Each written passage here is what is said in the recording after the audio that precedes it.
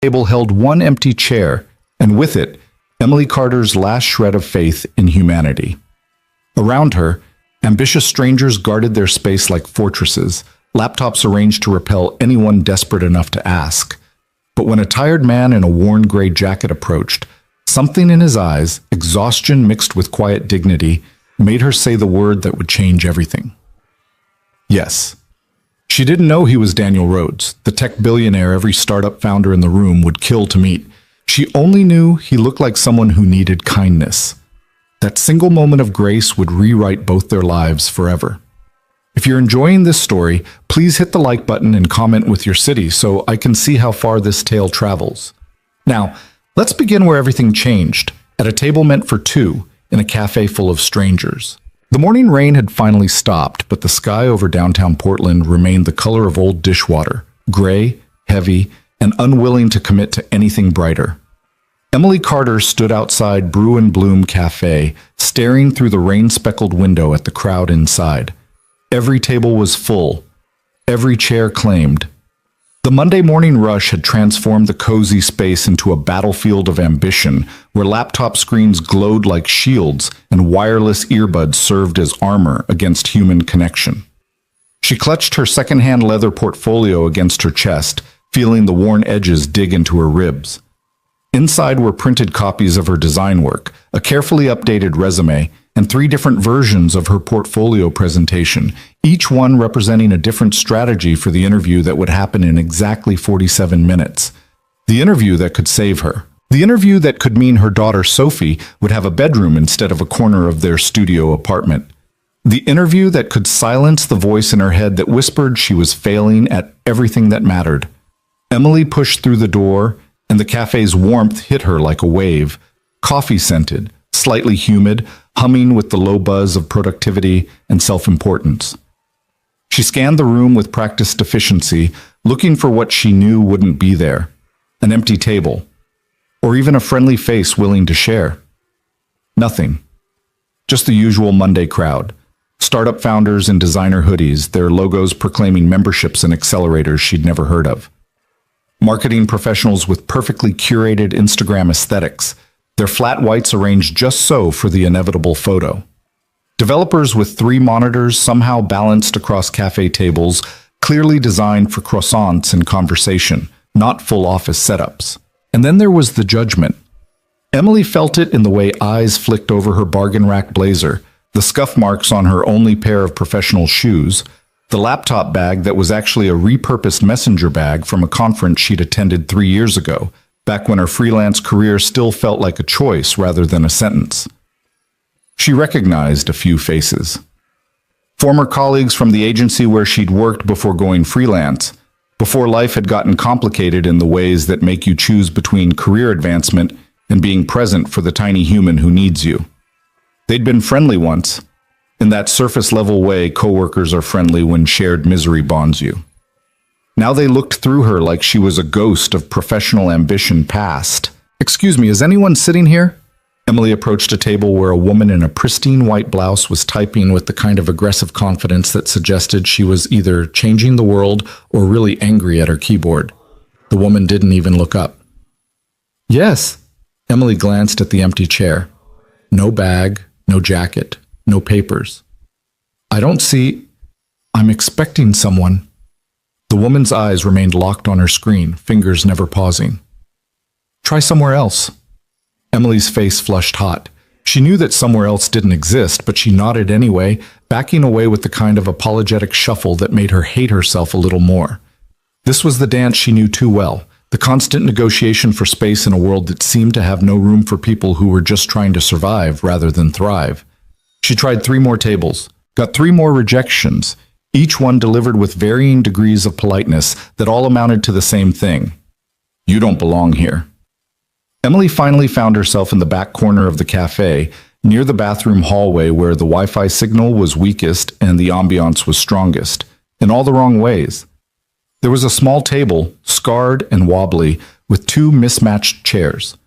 She set down her bag and immediately began the ritual she'd perfected over months of cafe hopping. Laptop out, charger plugged in, portfolio positioned just so, phone silenced but visible in case the school called about Sophie. She had 42 minutes now. 42 minutes to review her presentation one more time, to practice the answers to questions she knew they'd ask, to transform herself from Emily Carter, struggling single mom, freelance designer barely making rent, into Emily Carter, confident professional, exactly the kind of creative mind they couldn't afford not to hire. Her laptop took 3 attempts to boot up. The battery icon showed red almost immediately, despite being plugged in for hours last night. Emily felt that familiar tightness in her chest, the one that made her wonder if this was anxiety or if 32 was too young for heart problems. Probably anxiety. She couldn't afford heart problems. The laptop finally wheezed to life and Emily opened her presentation file. The slides loaded with agonizing slowness, each one appearing like a reluctant actor taking the stage. She'd worked on this pitch for weeks, designing it on a machine that was already outdated when she'd bought it refurbished 4 years ago. But the work was good. She knew the work was good. She just needed someone else to see it too. "Mommy, I don't want to go to before-school care. Sarah's mean and she says my shoes are ugly." Sophie's voice from this morning echoed in her head. 5 years old and already learning that the world sorted people into categories, that some children had new shoes every season while others wore the same pair until their toes poked through. Emily had knelt down, retied the frayed laces, and promised her daughter that they were going to be okay, that things would get better, that this interview would change things. She'd made a lot of promises lately. She was terrified of breaking them. "Excuse me?" Emily looked up from her laptop to find a man standing beside her table. He was tall, lean in the way that suggested someone who forgot to eat when focused on work. Mid-30s, maybe. Dark hair that looked like it had been professionally cut a few weeks ago and had since been left to its own devices. He wore dark jeans, expensive running shoes that were actually worn from running rather than for fashion, and a gray jacket that had the broken-in quality of a favorite piece worn too many times to still be presentable. But it was his eyes that caught her attention. Dark brown, with the kind of exhaustion that went bone deep. Not the tiredness of someone who'd stayed up too late partying, but the weariness of someone carrying weight they couldn't put down. "Hi," Emily said, immediately moving her portfolio to make room, the automatic kindness kicking in before her brain could calculate whether this was strategic or stupid. "I'm sorry to bother you," the man said, and his voice matched his eyes, tired but genuine. "Everywhere else is completely packed. Would you mind if I sat here for just 10 minutes? I have a call I need to take, and standing on the sidewalk in this weather isn't ideal." Emily glanced at the empty chair across from her. She'd been guarding it unconsciously, the way everyone in the cafe seemed to guard their space. But looking at this stranger, she saw something that made her decision easy. He'd said please. He'd apologized for bothering her. He'd specified 10 minutes, acknowledging that he was asking for a favor rather than demanding territory. In a cafe full of people treating chairs like thrones, basic courtesy felt like a revolution. "Of course," Emily said, gesturing to the chair. "Take your time. I'm just reviewing some work for an interview." Relief flashed across the man's face, so genuine that Emily felt something loosen in her chest. "Thank you. Really, I appreciate it."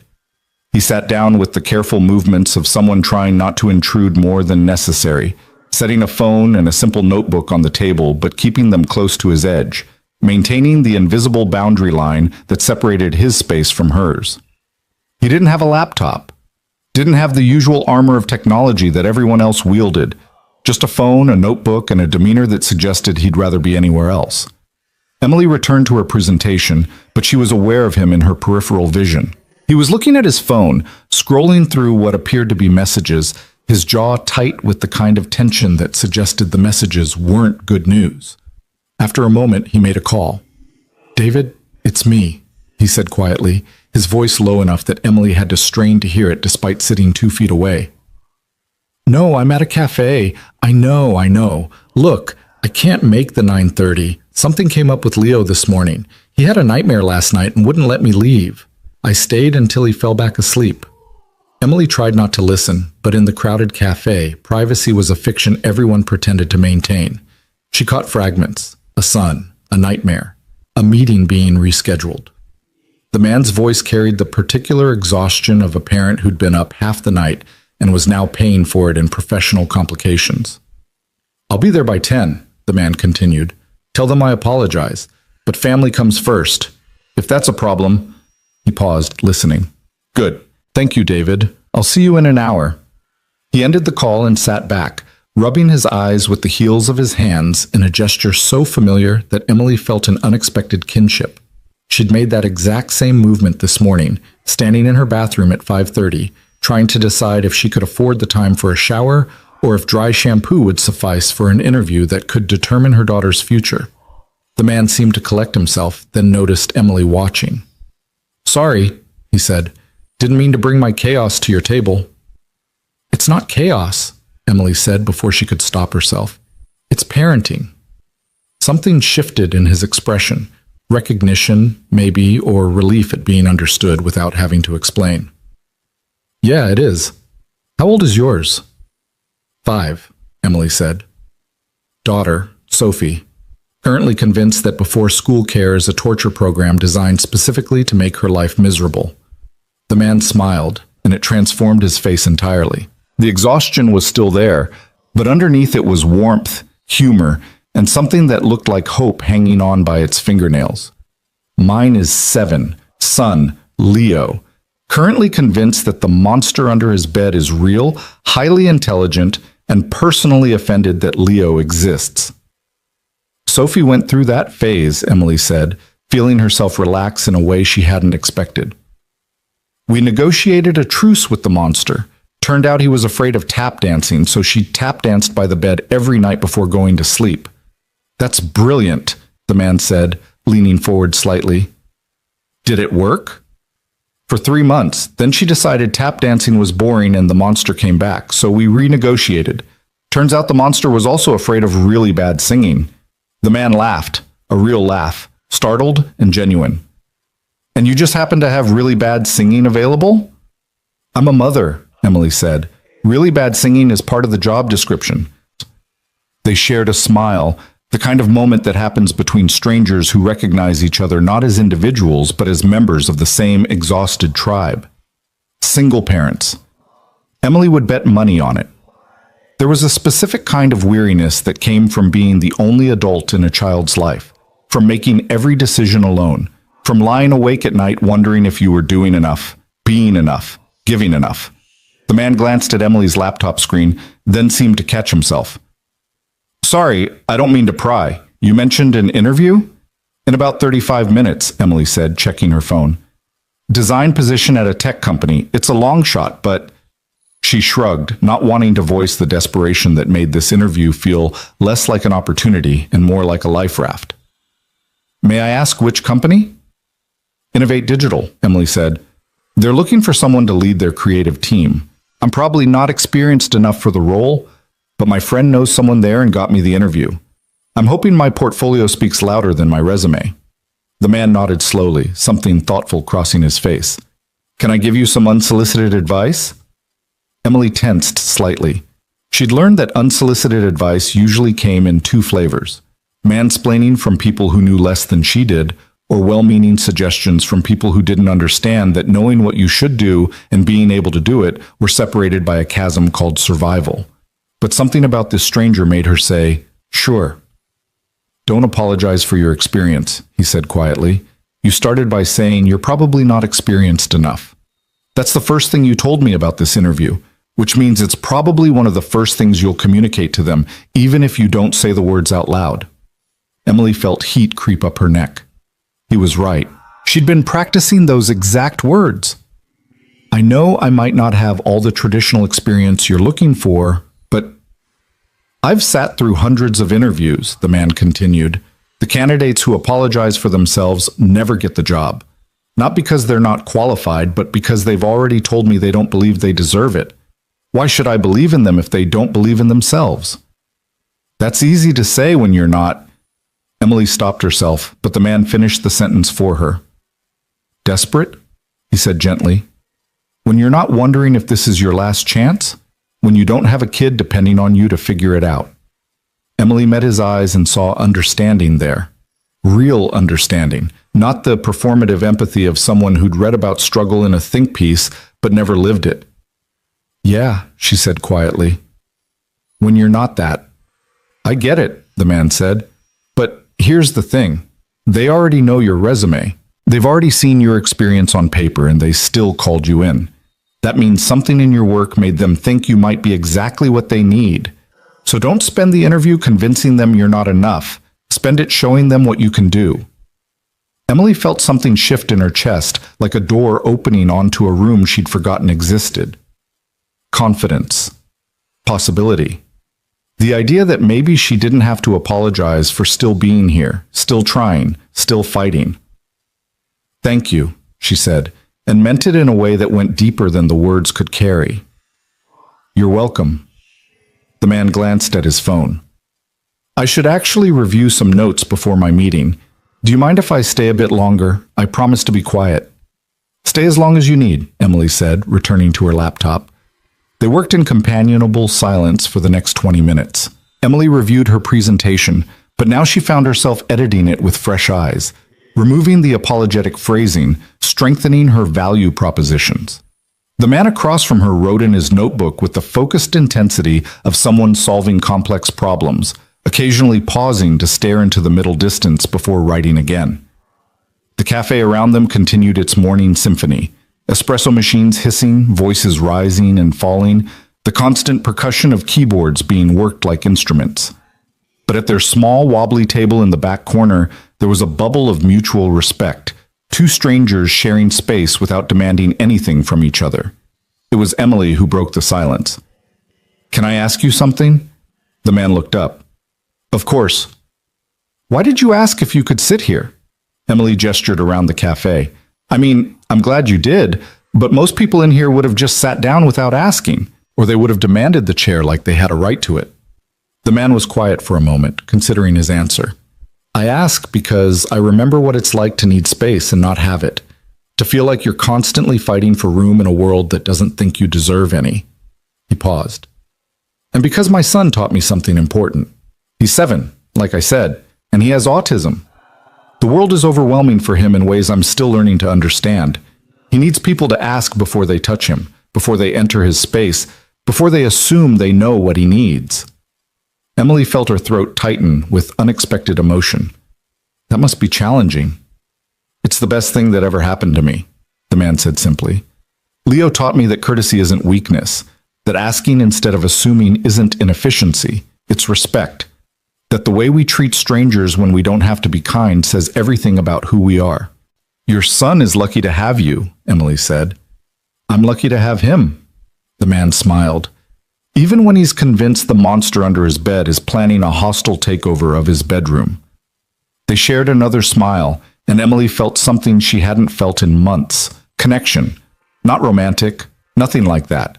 Just the simple human recognition of being seen by another person who understood, who'd also spent nights wondering if they were doing enough, being enough, managing enough. "Emily? Emily Carter?" The voice cut through the moment like a blade. Emily looked up to see Amanda Richardson standing beside their table, her expression arranged in something that might pass for friendliness if you didn't look too closely at her eyes. "Amanda," Emily said, forcing her voice to stay level. "Hi." Amanda had worked at the same design agency as Emily 3 years ago. They'd been colleagues, not friends exactly, but friendly enough to share lunch occasionally and complain about demanding clients together.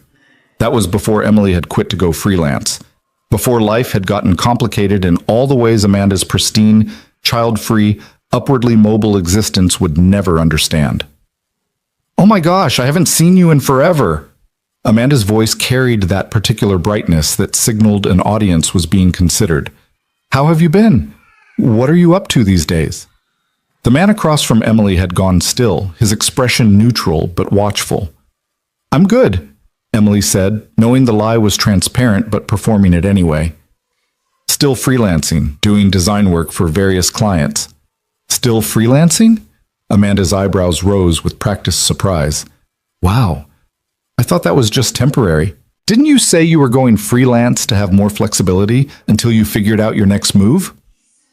The words landed exactly where Amanda intended them, in that soft, vulnerable place where Emily kept all her fears about not measuring up. "It's worked out well," Emily said, her voice tight. "Oh, I'm sure it has." Amanda glanced at Emily's laptop, and her smile sharpened.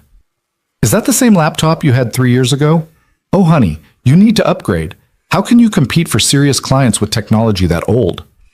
Emily felt her face burn. Across from her, the man shifted slightly in his chair, his attention now fully on the conversation. I managed just fine, Emily said.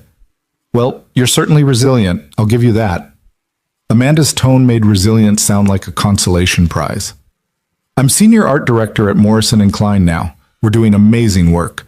International campaigns, award-winning creative. You should see our office. It's incredible. That's great, Amanda. Congratulations. Thank you.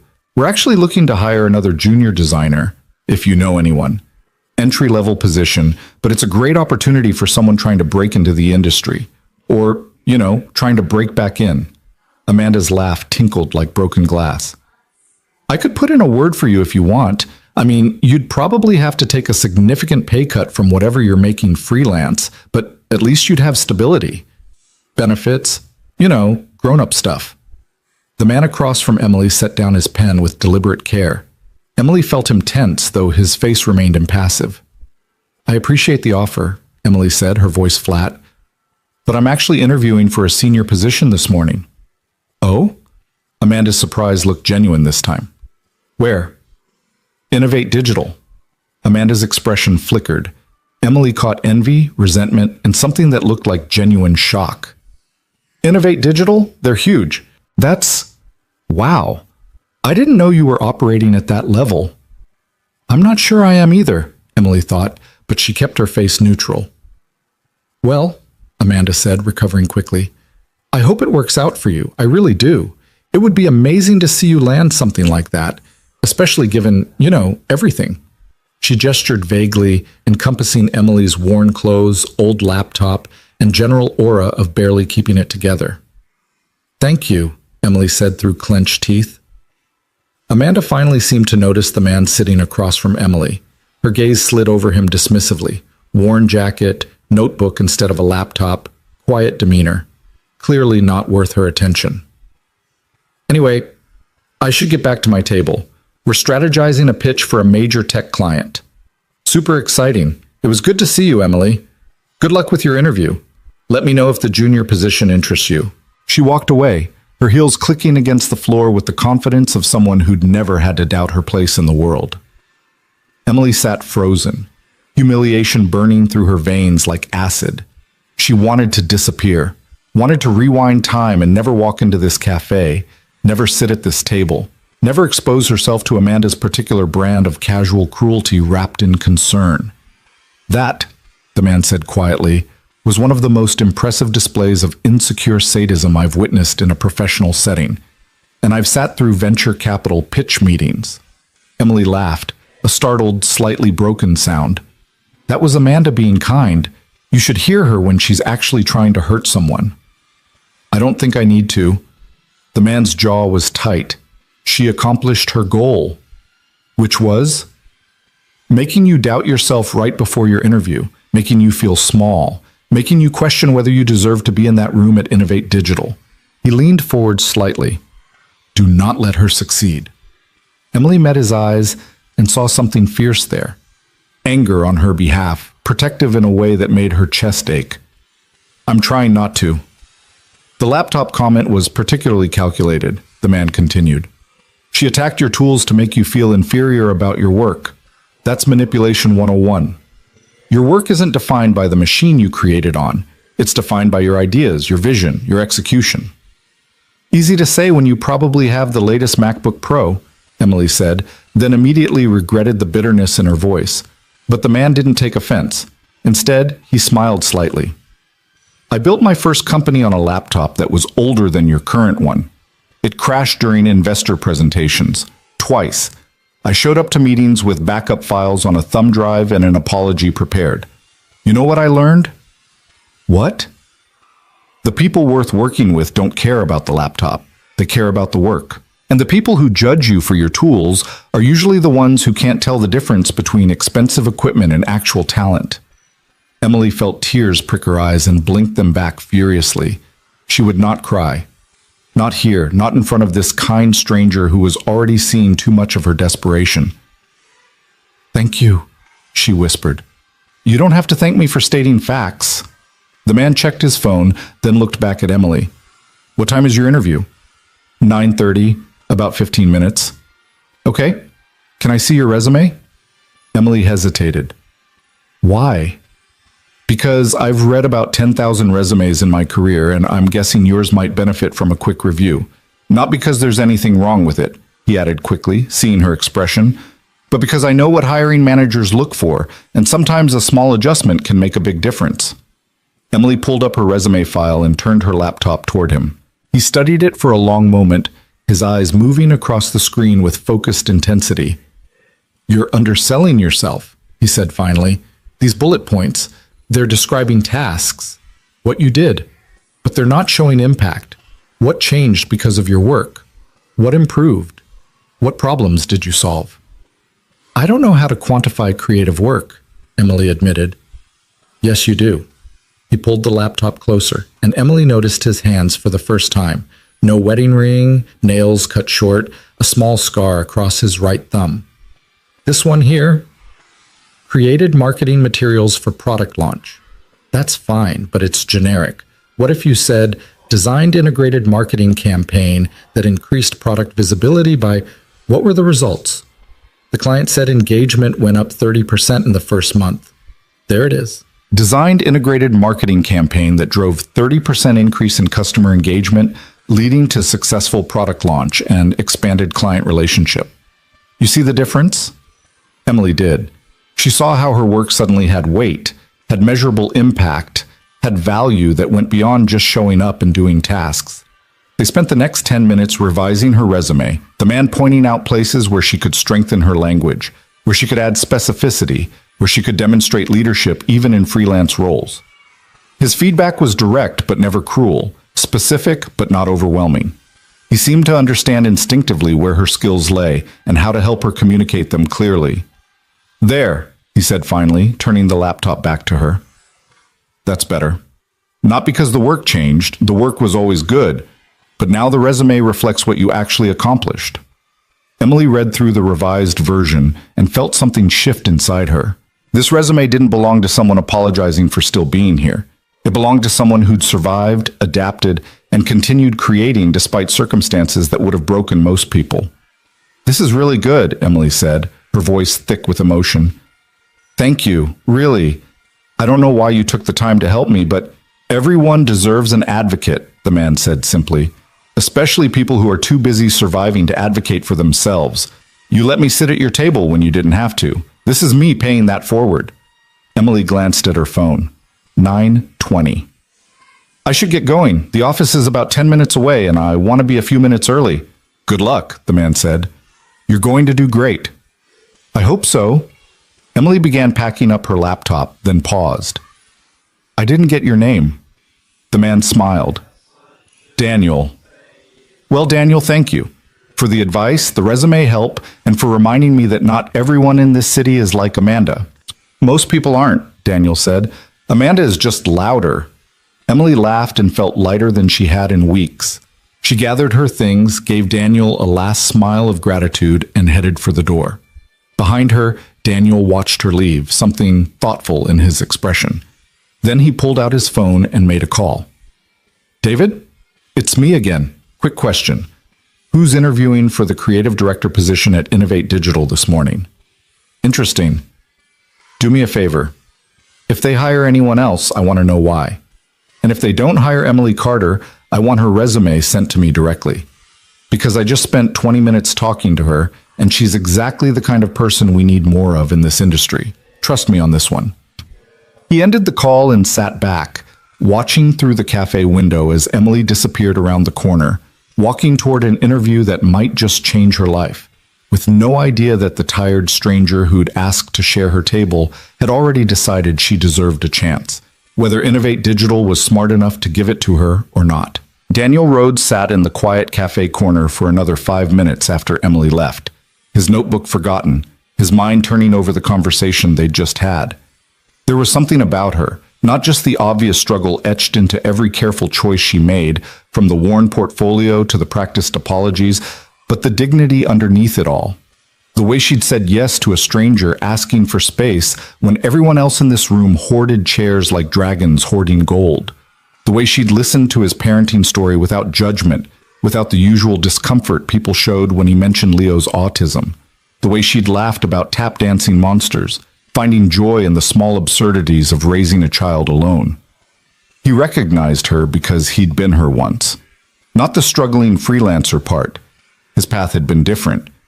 But the parent trying to hold everything together with willpower and hope, wondering if you were doing enough, being enough, giving enough. The person who absorbed cruelty from people like Amanda Richardson without fighting back because fighting back required energy you were saving for survival. Daniel checked his phone. 9:25. He needed to leave for his own meeting, the one he'd rescheduled because Leo had woken up screaming at 2 a.m, convinced the monster was real this time, truly real, and no amount of rational explanation could penetrate the terror of a 7-year-old's nightmare. So Daniel had climbed into Leo's bed, held his son's small body against his chest, and stayed there until dawn began bleeding gray light through the curtains, and Leo's breathing finally evened into sleep. He'd been late getting Leo to school, late getting himself ready, late to everything because being on time required a life that ran on predictable rails. And parenting Leo meant living in beautiful chaos where schedules were suggestions and the most important meetings were the ones that happened at 2 a.m. in a bedroom that smelled like lavender nightlights and childhood fear. But he wouldn't trade it. Not for anything. Daniel gathered his notebook and phone, leaving a generous tip for the barista who'd been patient with the morning rush, and headed toward the door. The cafe had started to thin out slightly as the first wave of ambitious productivity seekers headed off to their 9 o'clock obligations. He was halfway to the exit when a voice cut through the ambient noise. "Oh my God, is that Daniel Rhodes?" Daniel kept walking. He'd learned that sometimes you could avoid these moments by simply pretending you hadn't heard, by moving quickly enough that engagement became awkward. But the voice came again, louder this time, performative in its excitement. "Daniel Rhodes, it is you!" He stopped, took a breath, and turned around. A young man in his 20s was standing up from a table near the window, laptop forgotten, his face arranged in an expression of calculated enthusiasm that Daniel recognized immediately. Networking face. The expression of someone who'd just spotted an opportunity and was already calculating how to leverage it. "Hi," Daniel said neutrally. "I'm Jason Chen," the young man said, closing the distance between them with the aggressive friendliness of someone used to inserting themselves into spaces uninvited. "I'm a founder. We're building an AI-powered platform for optimizing workplace productivity. We're actually in the middle of raising a Series A. I've been trying to get a meeting with Helion Ventures for months." Around them, Daniel felt the cafe's attention shift. Conversations didn't stop exactly, but they modulated, became performative. People who'd been deeply absorbed in their work suddenly had one ear turned toward this interaction. The name Helion Ventures had done what it always did. Transformed a casual space into a networking opportunity. Turned a chance encounter into a potential transaction. "I'm not taking meetings right now," Daniel said politely. "But you can reach out to my assistant David through the website. He handles all scheduling." "I totally understand you're busy," Jason continued as if Daniel hadn't spoken. "But since you're here, could I just give you the 30-second pitch? I promise it's revolutionary. We're basically taking everything people hate about workplace communication and—" "Jason," Daniel interrupted gently, "I appreciate your enthusiasm, but I'm not the right person for this conversation. Helion Ventures has a structured pitch process. Use it." Jason's expression flickered. Disappointment, resentment, recalculation. "Right, of course. It's just that when you see an opportunity, you have to take it. That's what entrepreneurship is about." "Entrepreneurship is about a lot of things," Daniel said. "Respecting boundaries is one of them." He turned to leave again, but the damage was done. The cafe had fully woken up now to his presence. He could feel eyes tracking him, could see phones being pulled out with the casual stealth of people pretending they weren't photographing him. Within minutes, someone would post to Twitter or LinkedIn. "Just saw Daniel Rhodes at Brew and Bloom, looking tired but approachable. Should I have pitched him?" And the responses would debate whether approaching him had been brave or inappropriate, whether Jason Chen had missed his shot or dodged a bullet. Daniel hated this part. Not the recognition itself. He understood that building a public company meant accepting a certain level of visibility.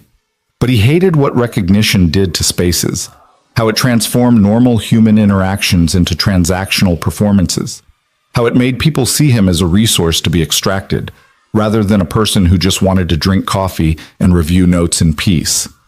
He was almost to the door when another voice stopped him. This one he recognized. Well, well, well, Daniel Rhodes slumming it at a neighborhood cafe. What happened? Did your private chef take the day off? Daniel turned to find Marcus Webb lounging at a corner table, his laptop displaying what looked like a pitch deck, his entire posture radiating the particular smugness of someone who thought they were much cleverer than they were. Marcus was a serial entrepreneur. Emphasis on serial, as in he started companies with impressive frequency and folded them with equal reliability. He was also a vocal critic of what he called legacy tech bros, who'd gotten lucky once and now acted like royalty.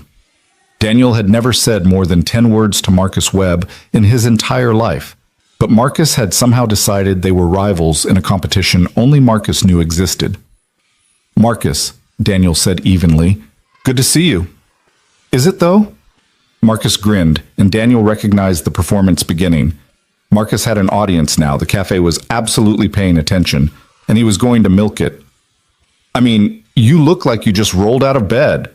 Rough night?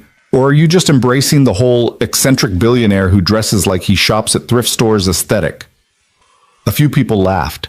The nervous laughter of an audience unsure whether they were witnessing banter or cruelty, but entertained either way.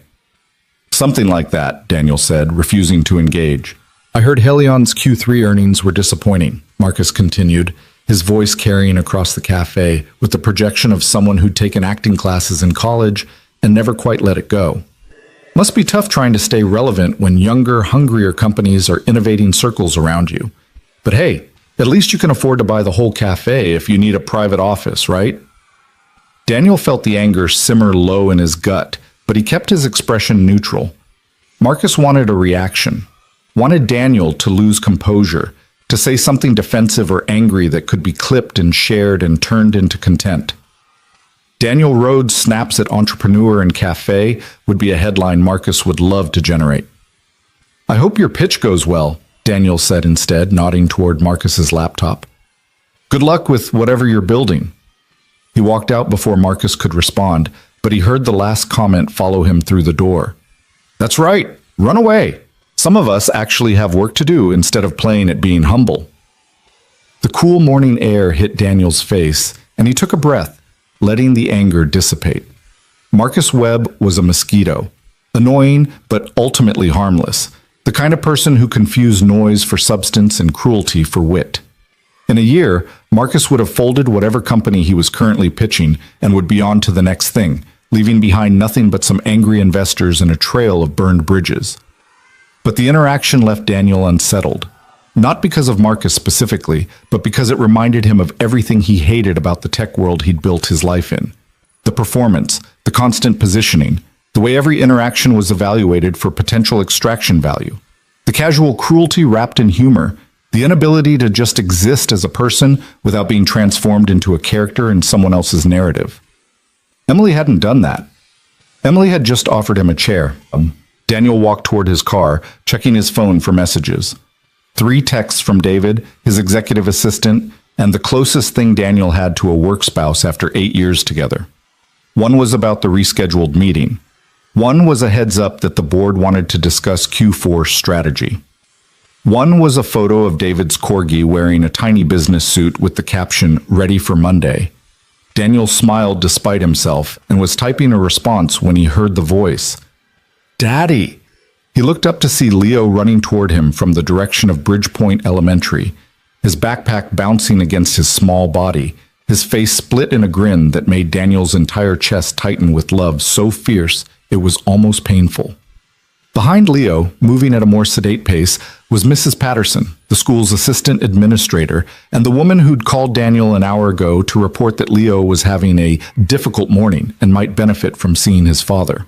Daniel dropped to one knee just as Leo crashed into him, small arms wrapping around his neck with the intensity of someone who'd been holding themselves together and could finally let go.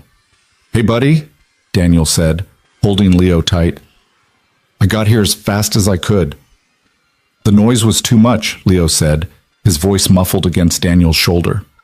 Everyone was yelling, and Mrs. Chen was playing the piano really loud, and Tyler kept touching my backpack even though I said no 3 times, and his voice cracked, and Daniel felt him start to shake. It's okay, Daniel said softly. You're okay now. I've got you. Mrs. Patterson reached them, slightly out of breath. She was in her 50s, kind-faced, and one of the few people at Bridgepoint who truly understood Leo's needs rather than just tolerating them. I'm sorry to call you, Mr. Rhodes. We tried the quiet corner in the sensory room, but Leo was very distressed. He kept asking for you. You did the right thing, Daniel assured her, still holding Leo. Thank you for calling. The music teacher meant well, Mrs. Patterson continued, worry lines creasing her forehead. She was trying to make morning assembly exciting. She didn't realize how overwhelming it would be for some students. It's not her fault, Daniel said, though privately he was already composing the email he'd send later about the importance of considering sensory sensitivities in school activities. Leo just needs a different kind of morning sometimes. Pulled back slightly to look at Leo's face. His son's eyes were red, his cheeks blotchy, his expression carrying that particular exhaustion that came from trying so hard to be okay and failing despite your best efforts. 7 years old and already learning that the world wasn't built for the way his brain worked, that he'd spend his life translating between his needs and everyone else's expectations. What do you say we skip the rest of the morning? Daniel suggested. We could go to the aquarium, watch the jellyfish for a while. They're very quiet. Leo's face transformed. Really? But don't you have work? I have a meeting at 10, Daniel said. But it's just a meeting. You're more important. David says you're not supposed to cancel meetings, Leo pointed out with the literal honesty of a child who'd overheard too many adult conversations. David says a lot of things, Daniel replied, pulling out his phone. But David also knows that you come first, always. He typed quickly. Not going to make the 10 o'clock, family emergency, reschedule for tomorrow or handle without me. I trust your judgment. David's response came immediately. Leo, okay? He will be, aquarium day. Good dad. Go. I'll handle the sharks here while you visit the ones at the aquarium. Daniel smiled and tucked his phone away. He looked up at Mrs. Patterson. Can you let his teacher know Leo won't be back until tomorrow? We'll make up any missed work. Of course, Mrs. Patterson said warmly. Leo, you take care of yourself today, okay? We'll see you when you're ready. Leo nodded against Daniel's shoulder, not quite ready to leave the safety of his father's arms. They walked back toward Daniel's car, Leo's hand tucked firmly in Daniel's, his small body pressed against his father's leg like a baby animal seeking shelter. Daniel felt the stares. He always did in this neighborhood, where everyone knew his name and his net worth and had opinions about both. But for once, he didn't care. Let them stare. Let them judge. Let them wonder why a billionaire was canceling meetings to watch jellyfish with his kid. They didn't understand, and Daniel didn't need them to. Leo understood. That was enough. Daddy, Leo said quietly as they reached the car. Yeah, buddy. Thank you for coming. Always, Daniel said, squeezing Leo's hand. Every single time you need me. That's the job. They drove across the city in comfortable silence, Leo gradually relaxing in his booster seat, his fingers tracing patterns on his leg in the rhythmic way that helped him process overwhelming emotions. Daniel played the playlist they'd made together. Instrumental movie soundtracks, no lyrics, nothing unpredictable. The music filled the car with gentle swells of sound that soothed rather than stimulated. The aquarium was blessedly quiet on a Monday morning, mostly empty except for a few tourists and one field trip group that was contained in the tropical fish section. Daniel paid for their tickets. The teenager at the counter did a visible double take when she recognized him, but mercifully said nothing, and they headed straight for Leo's favorite exhibit, the jellyfish room. It was a dim, womb-like space, the walls lined with tall cylindrical tanks backlit in slowly changing colors. The jellyfish drifted through the water with hypnotic grace, their translucent bodies pulsing, tentacles trailing like thoughts suspended in liquid. The room had a bench in the center, and Leo immediately sat down, his eyes fixed on the nearest tank. Daniel sat beside him, and they watched in silence. This was what Leo needed. Not conversation, not problem solving, not reassurance, but presence.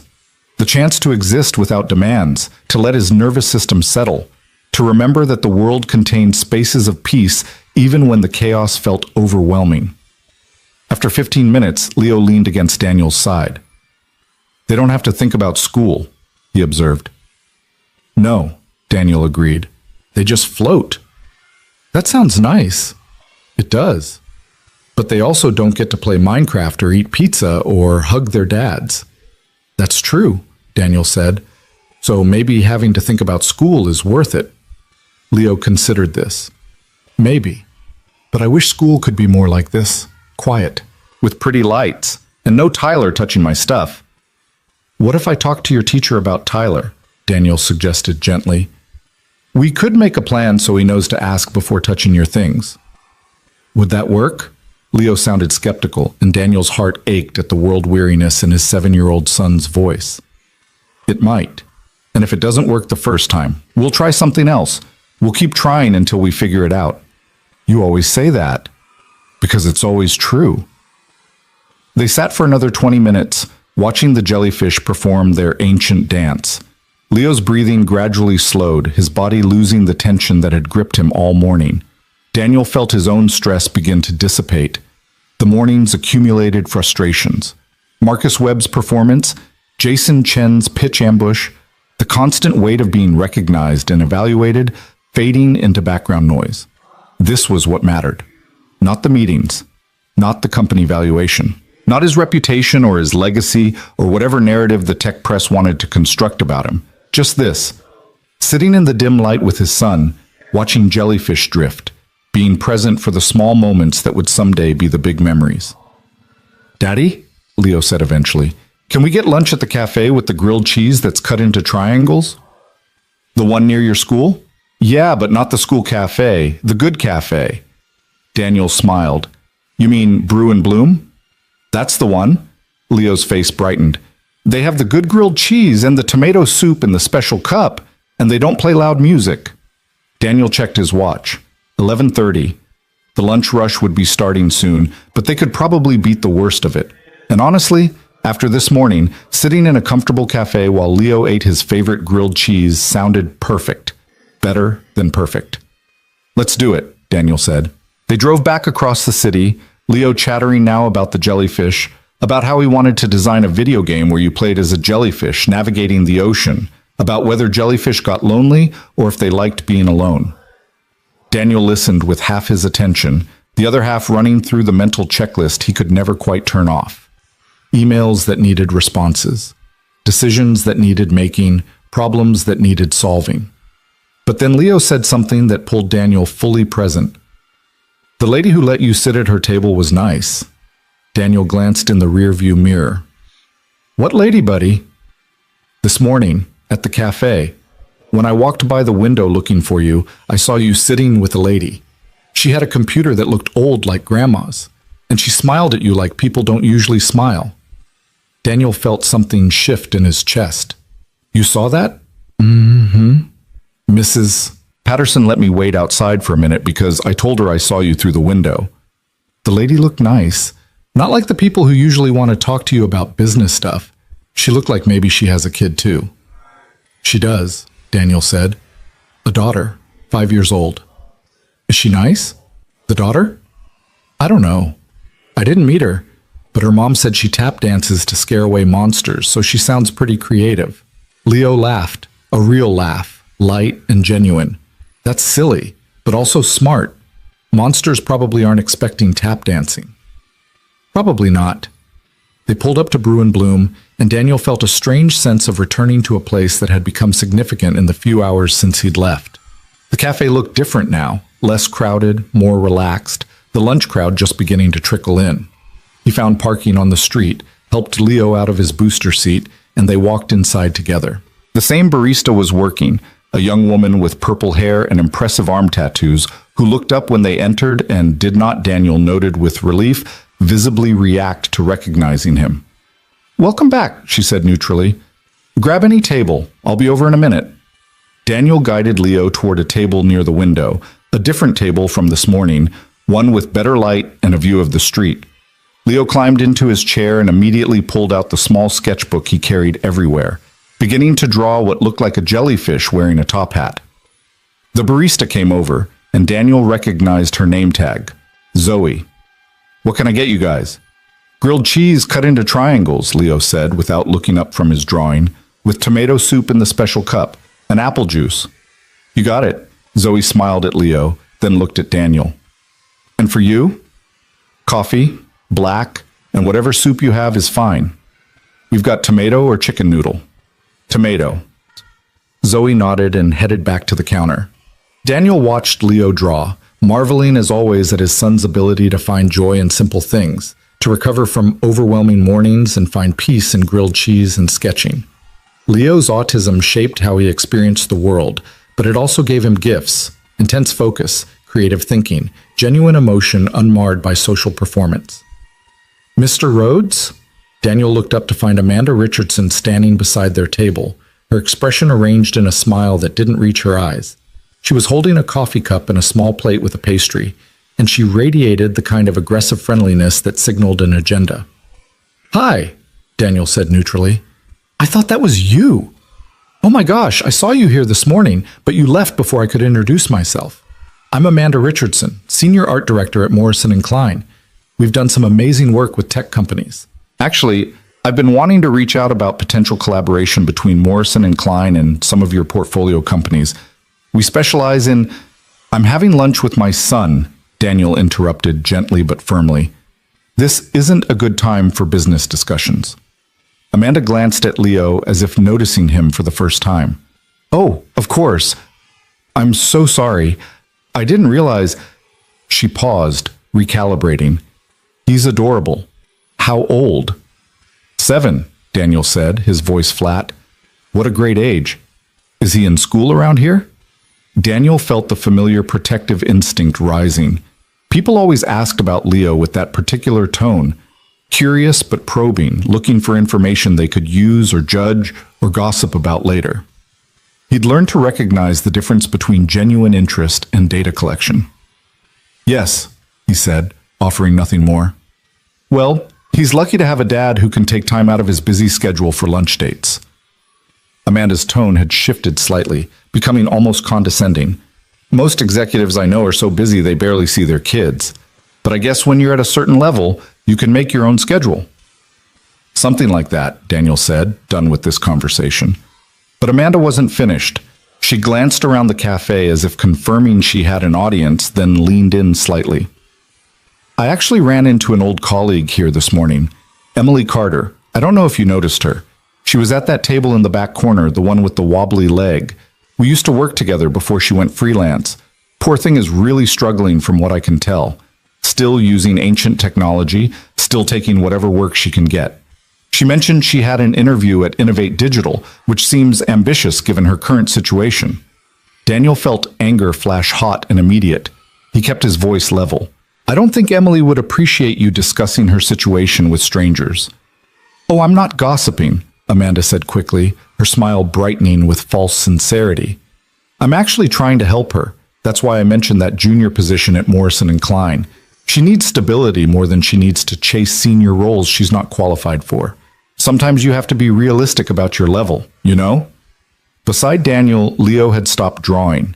His hand was still on the page, but his body had gone tense in the way that signaled he was listening, processing, becoming uncomfortable with the emotional undercurrents in the conversation. "Amanda," Daniel said, his voice dropping into the register he used in board meetings when he needed everyone to understand he was done playing. "I'm going to say this once, and I need you to really hear me. Emily Carter offered me a seat at her table this morning when I needed one. She was kind without knowing who I was or what I could do for her. That makes her approximately 1,000% more valuable than most people I meet in this industry." Amanda's smile froze.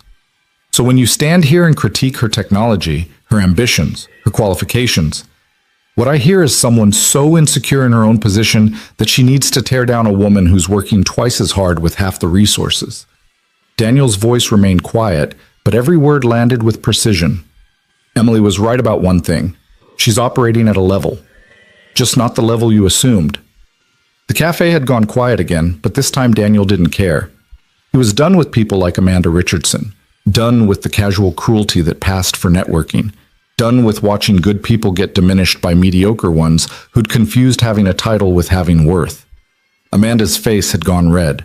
I was just trying to You were trying to make yourself feel important by making someone else feel small, Daniel said. And you're doing it in front of my son, who's trying to eat his lunch in peace. So I'm going to ask you very politely to take your coffee, your pastry, and your need to perform superiority somewhere else. For a moment, Amanda looked like she might argue. Then she glanced around, saw the cafe watching, and seemed to realize she'd lost whatever game she thought she was playing. I apologize if I offended you, she said stiffly. That wasn't my intention. It never is, Daniel said quietly. Amanda walked away, her posture rigid with humiliation and anger.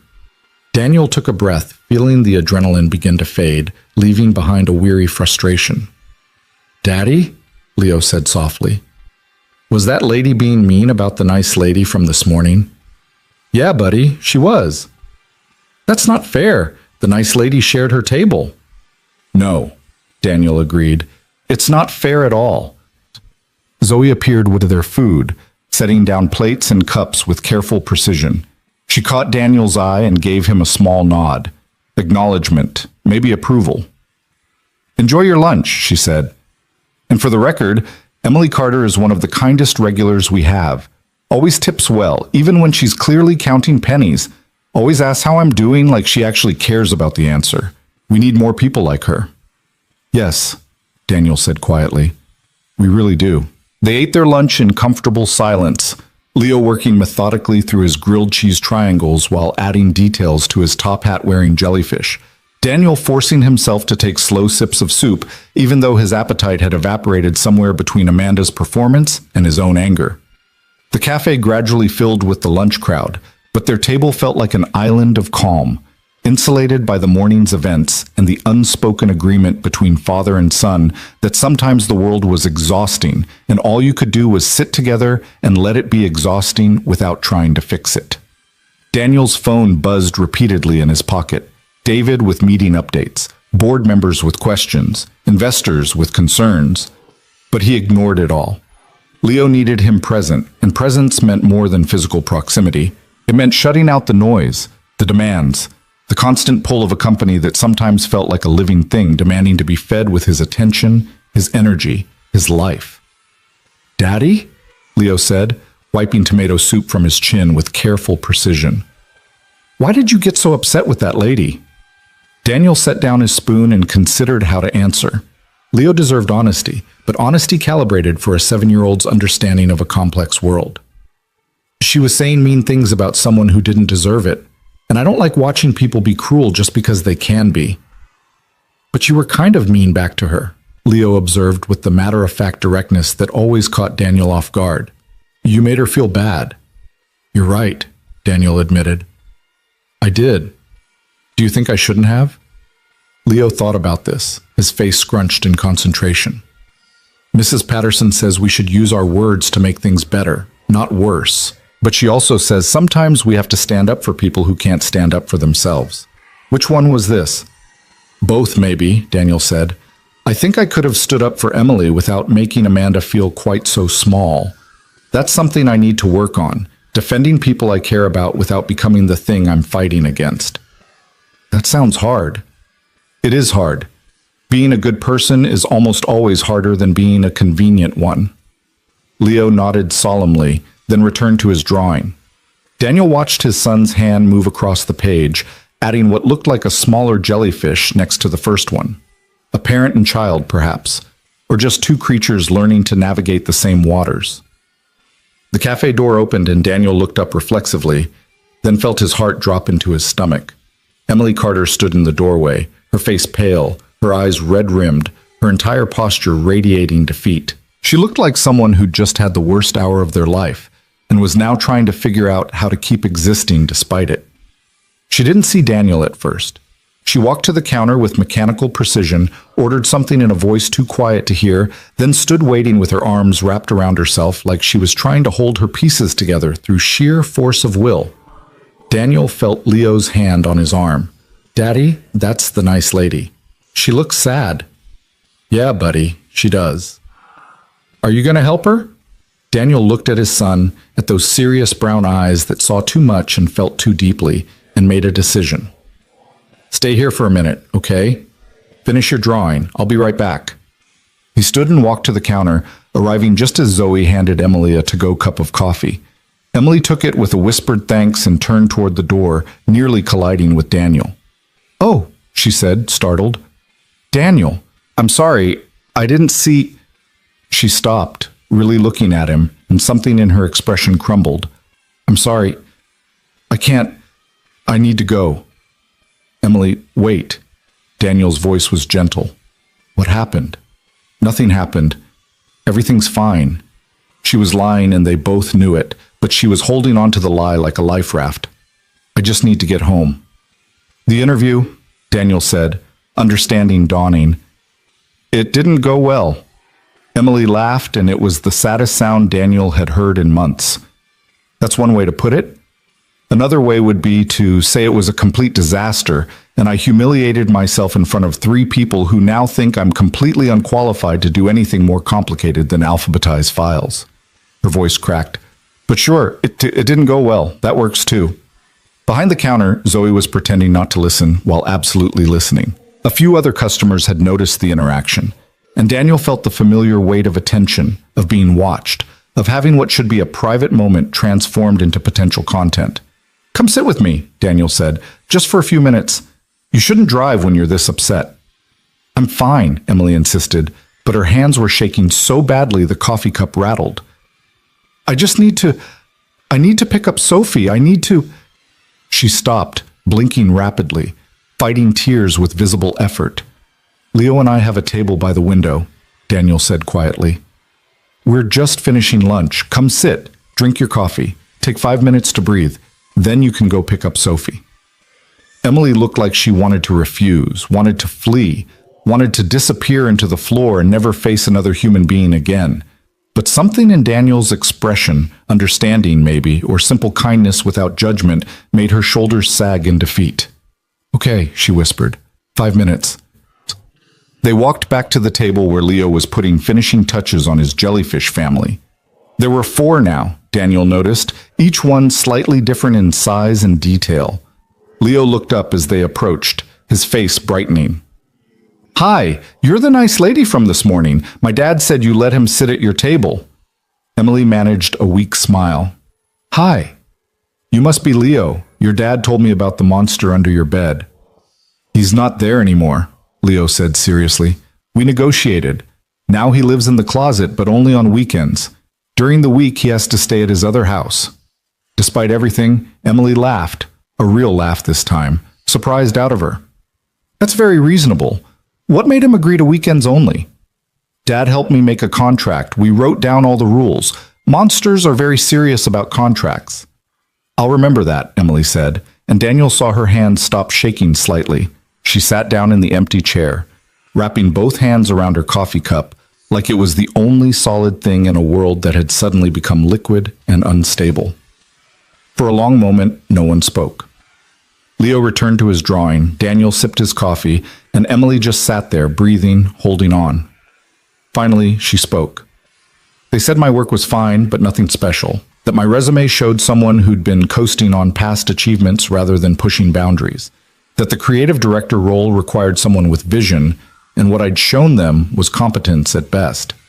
Her voice was flat, reciting facts that had been delivered like pronouncements from on high. "They said I should consider roles that matched my current level instead of reaching for positions I wasn't ready for." Daniel felt anger ignite in his chest again, hot and immediate. "Who specifically said this?" "Does it matter?" Emily's laugh was bitter. "They're right. I showed up with an old laptop, a portfolio of work I've been recycling for 2 years, and the kind of desperation that probably radiated off me like a smell. I thought updating my resume would be enough. I thought... She stopped, shaking her head. It doesn't matter what I thought. I was wrong. What you thought, Daniel said carefully, was that your work would speak for itself. That talent and creativity and problem-solving ability would matter more than the machine you created it on or the pedigree of your previous employers. And you weren't wrong about that. They were wrong about you. Emily looked at him with eyes that were too bright, too fragile. You're being kind. I appreciate it, but you weren't in that room. You didn't see their faces when I pulled out my laptop and it took 3 minutes to boot up.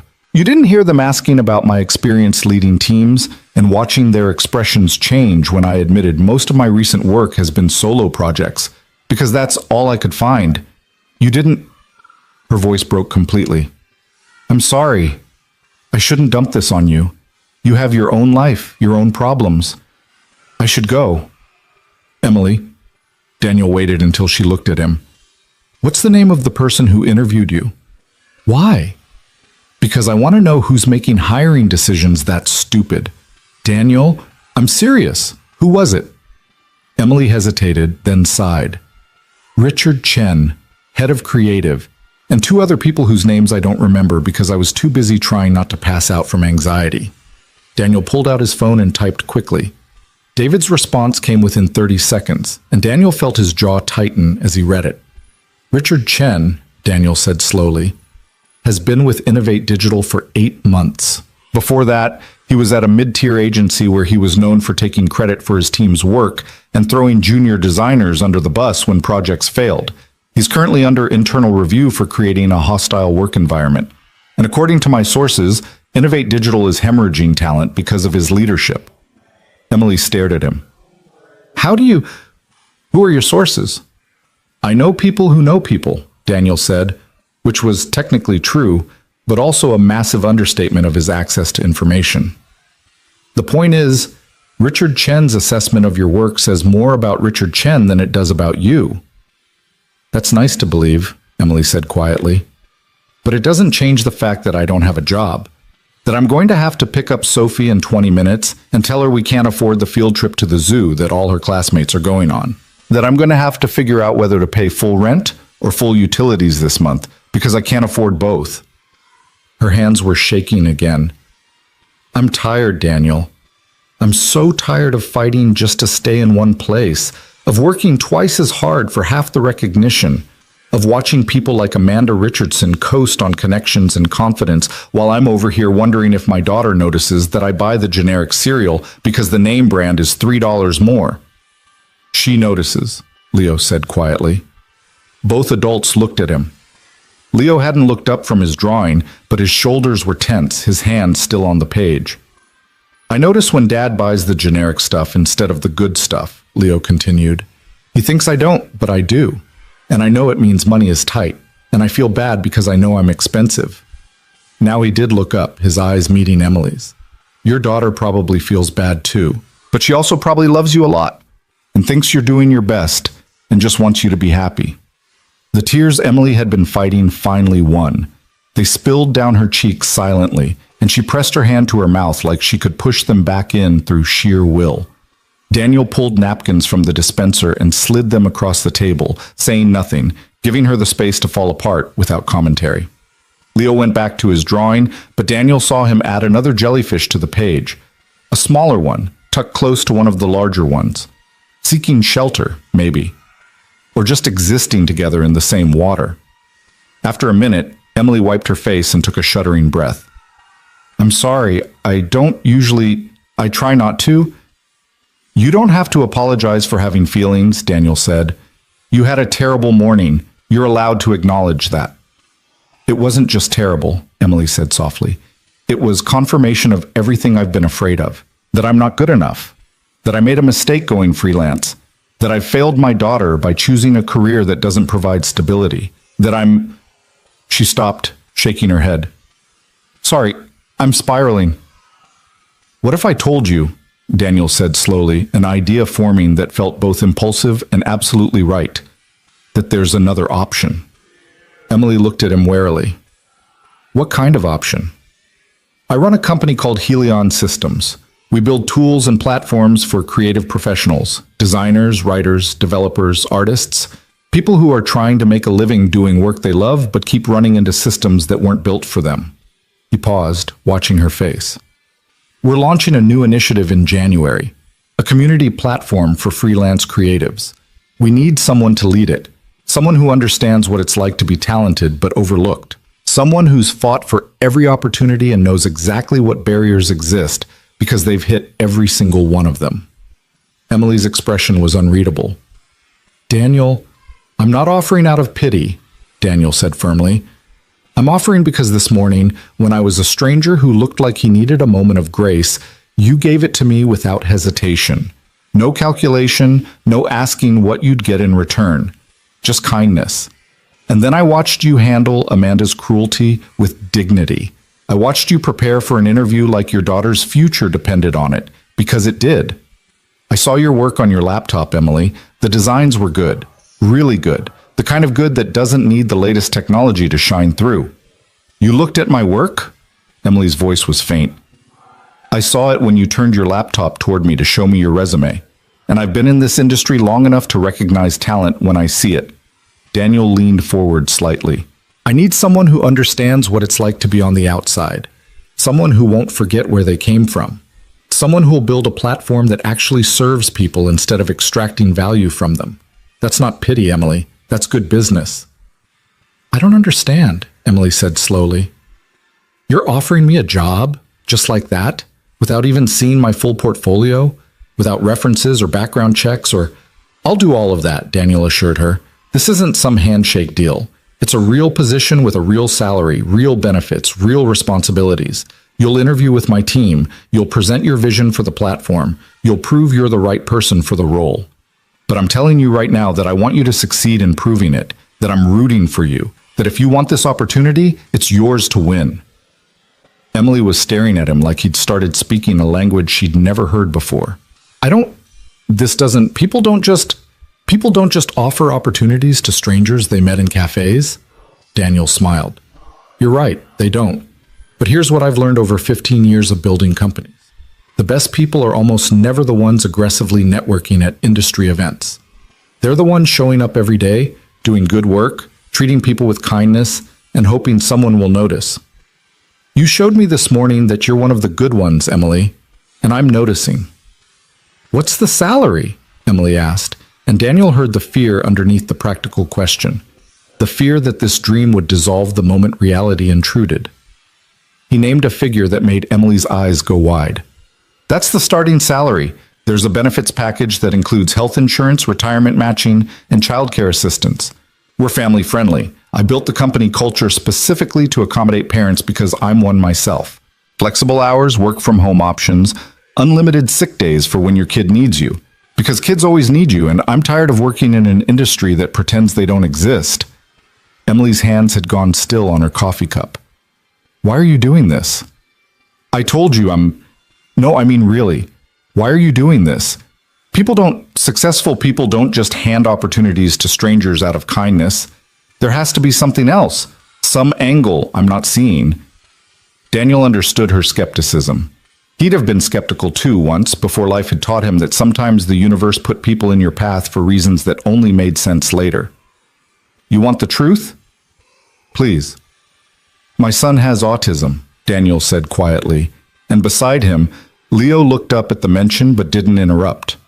For the first 4 years of his life, I watched him struggle in systems that weren't built for the way his brain works, schools that treated him like a problem to be solved, programs that demanded he conform to neurotypical expectations instead of meeting him where he was, people who looked at him and saw disability instead of different ability.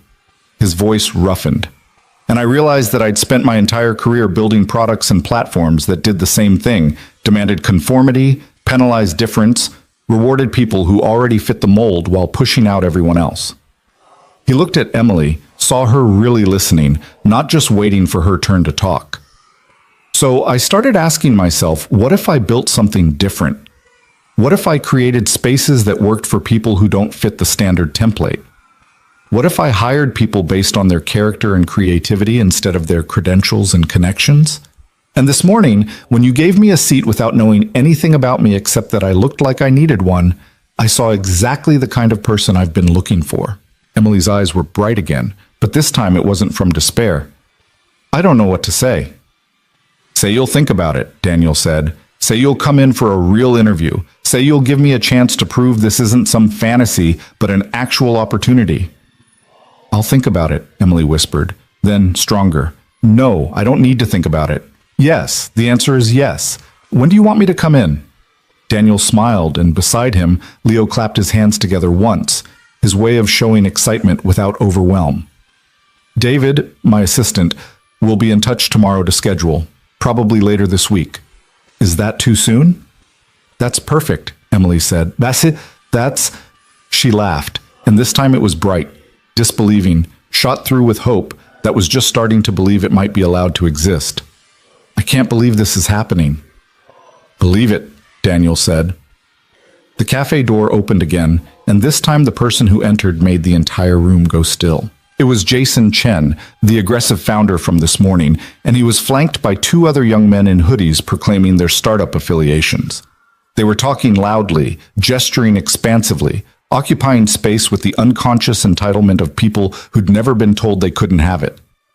Jason spotted Daniel immediately, and his face lit up with the kind of opportunistic excitement that made Daniel's skin crawl. He headed straight for their table, his companions following like pilotfish trailing a shark. "Daniel Rhodes! Man, I was hoping I'd see you again.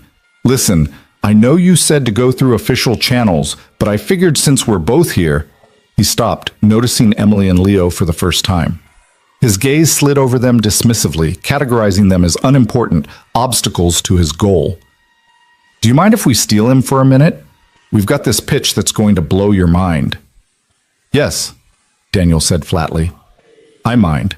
I'm having lunch with my son and a colleague. We're not taking business meetings." "It'll take 5 minutes, tops," Jason pressed.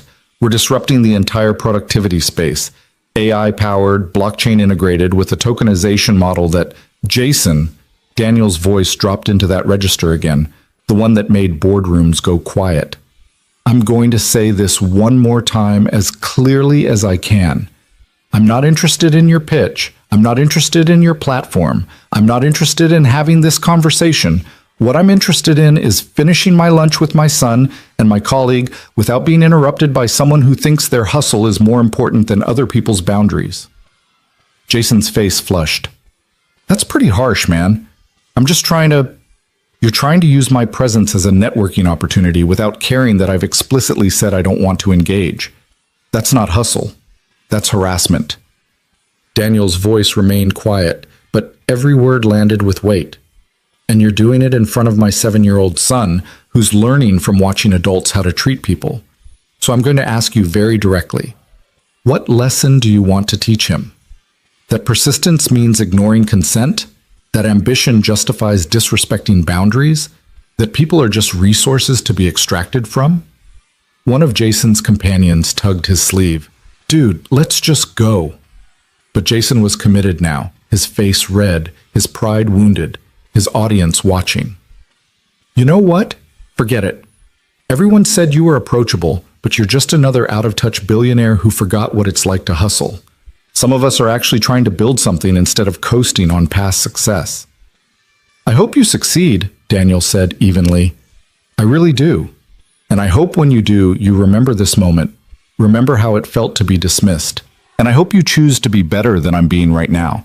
To be kinder, more patient, more willing to engage with people who are trying. Because you're right, I could have handled this better. But you also need to learn that being desperate doesn't give you the right to ignore someone else's no." Jason stared at him for a long moment, emotions warring across his face: anger, shame, confusion, resentment. Finally, he turned and walked out, his companions following. The cafe released its collective breath. "Daddy," Leo said quietly. "Why was he so mad?" "Because I told him no, and he's not used to hearing that word, especially not from people he thinks he needs. Mrs. Patterson says no is a complete sentence." "Mrs. Patterson is very wise," Daniel agreed. Emily had been watching the entire interaction with wide eyes. Now she spoke, her voice careful. Does that happen a lot? People approaching you like that? More than I'd like, Daniel admitted. Less than it used to because I've gotten better at creating boundaries. But yeah, it's part of the visibility that comes with success in tech. Everyone thinks you're their ticket to the next level, so they're constantly auditioning for your attention. That sounds exhausting. It is, Daniel said simply. That's why mornings like this one matter so much. Meeting someone who just offered me a chair without wanting anything in return. That's rare. That's valuable. That's worth building a relationship on. Emily smiled, and Daniel saw something shift in her expression. The beginning of confidence, maybe, or just the first fragile recognition that she might actually deserve good things happening to her. When you put it that way, I guess I should be charging a premium for my chair-sharing services.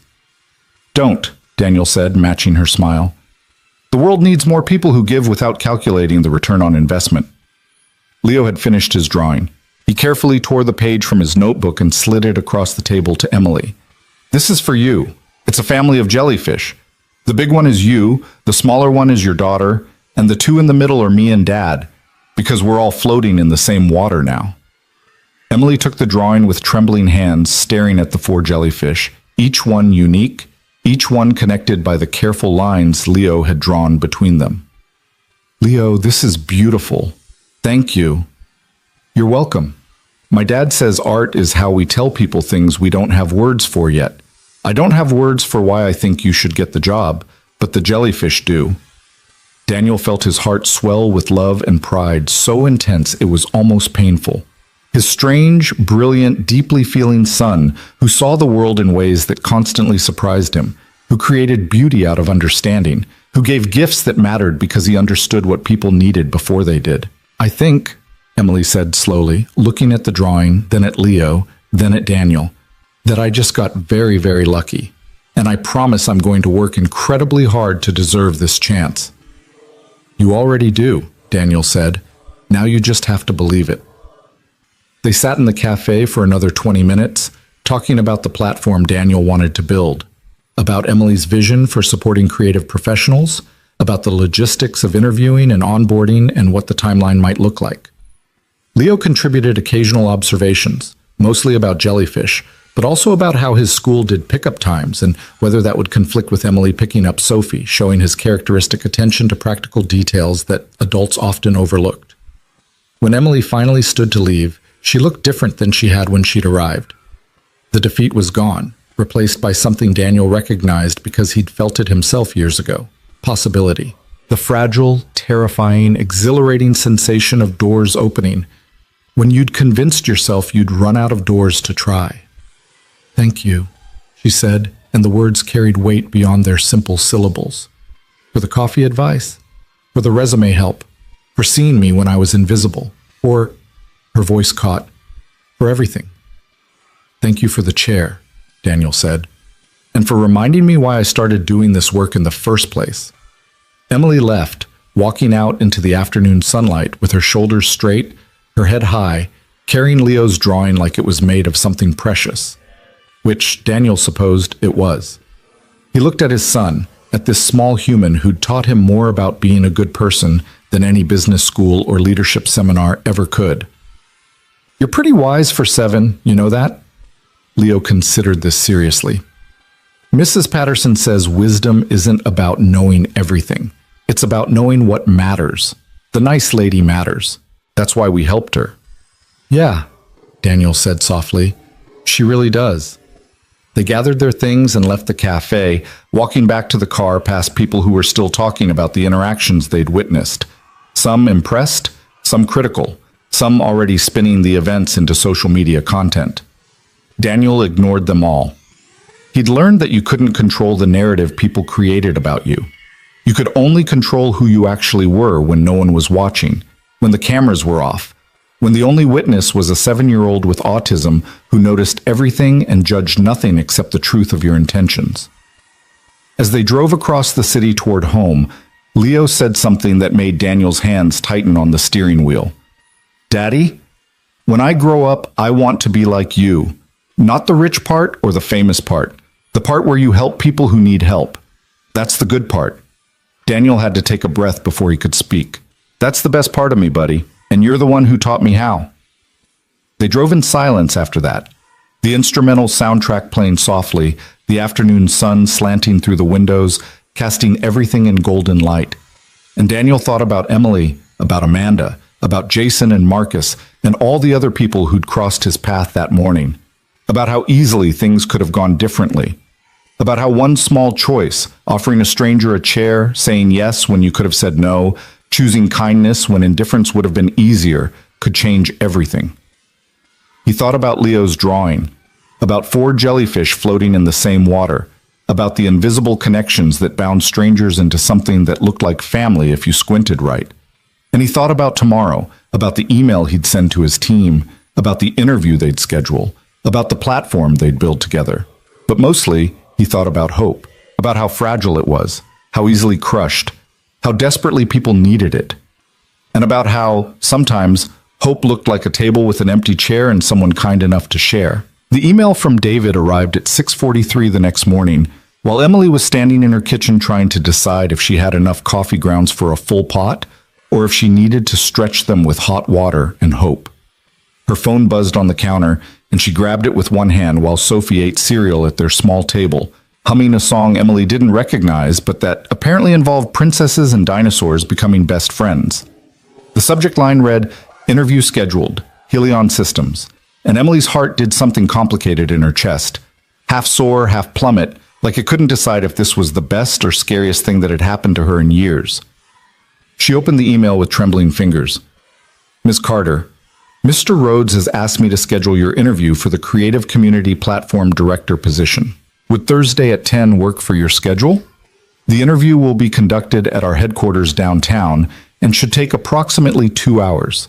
You'll meet with Mr. Rhodes, our head of product development, Sarah Chen, and our community manager, Marcus Rivera. Please bring your portfolio and be prepared to present your vision for building a platform that serves independent creative professionals. Mr. Rhodes has specifically requested that you not spend interview prep time worrying about technology or equipment. He's interested in your ideas, not your laptop.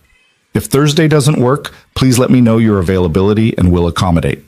Best regards, David Park, Executive Assistant to Daniel Rhodes." Emily read it 3 times, each pass confirming that yes, this was real, this was happening.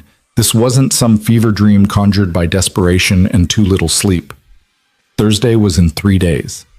3 days to prepare a presentation that could change her daughter's life. 3 days to transform from Emily Carter, struggling freelancer, into Emily Carter, viable candidate for a director-level position at a company she'd only heard of yesterday. "Mommy, you're smiling really big," Sophie observed, milk dribbling down her chin. "Did something good happen?" Emily looked at her daughter, 5 years old, wearing mismatched pajamas because the matching sets had long since worn through, her hair in lopsided pigtails because Emily's hands had been shaking too badly this morning to do them properly.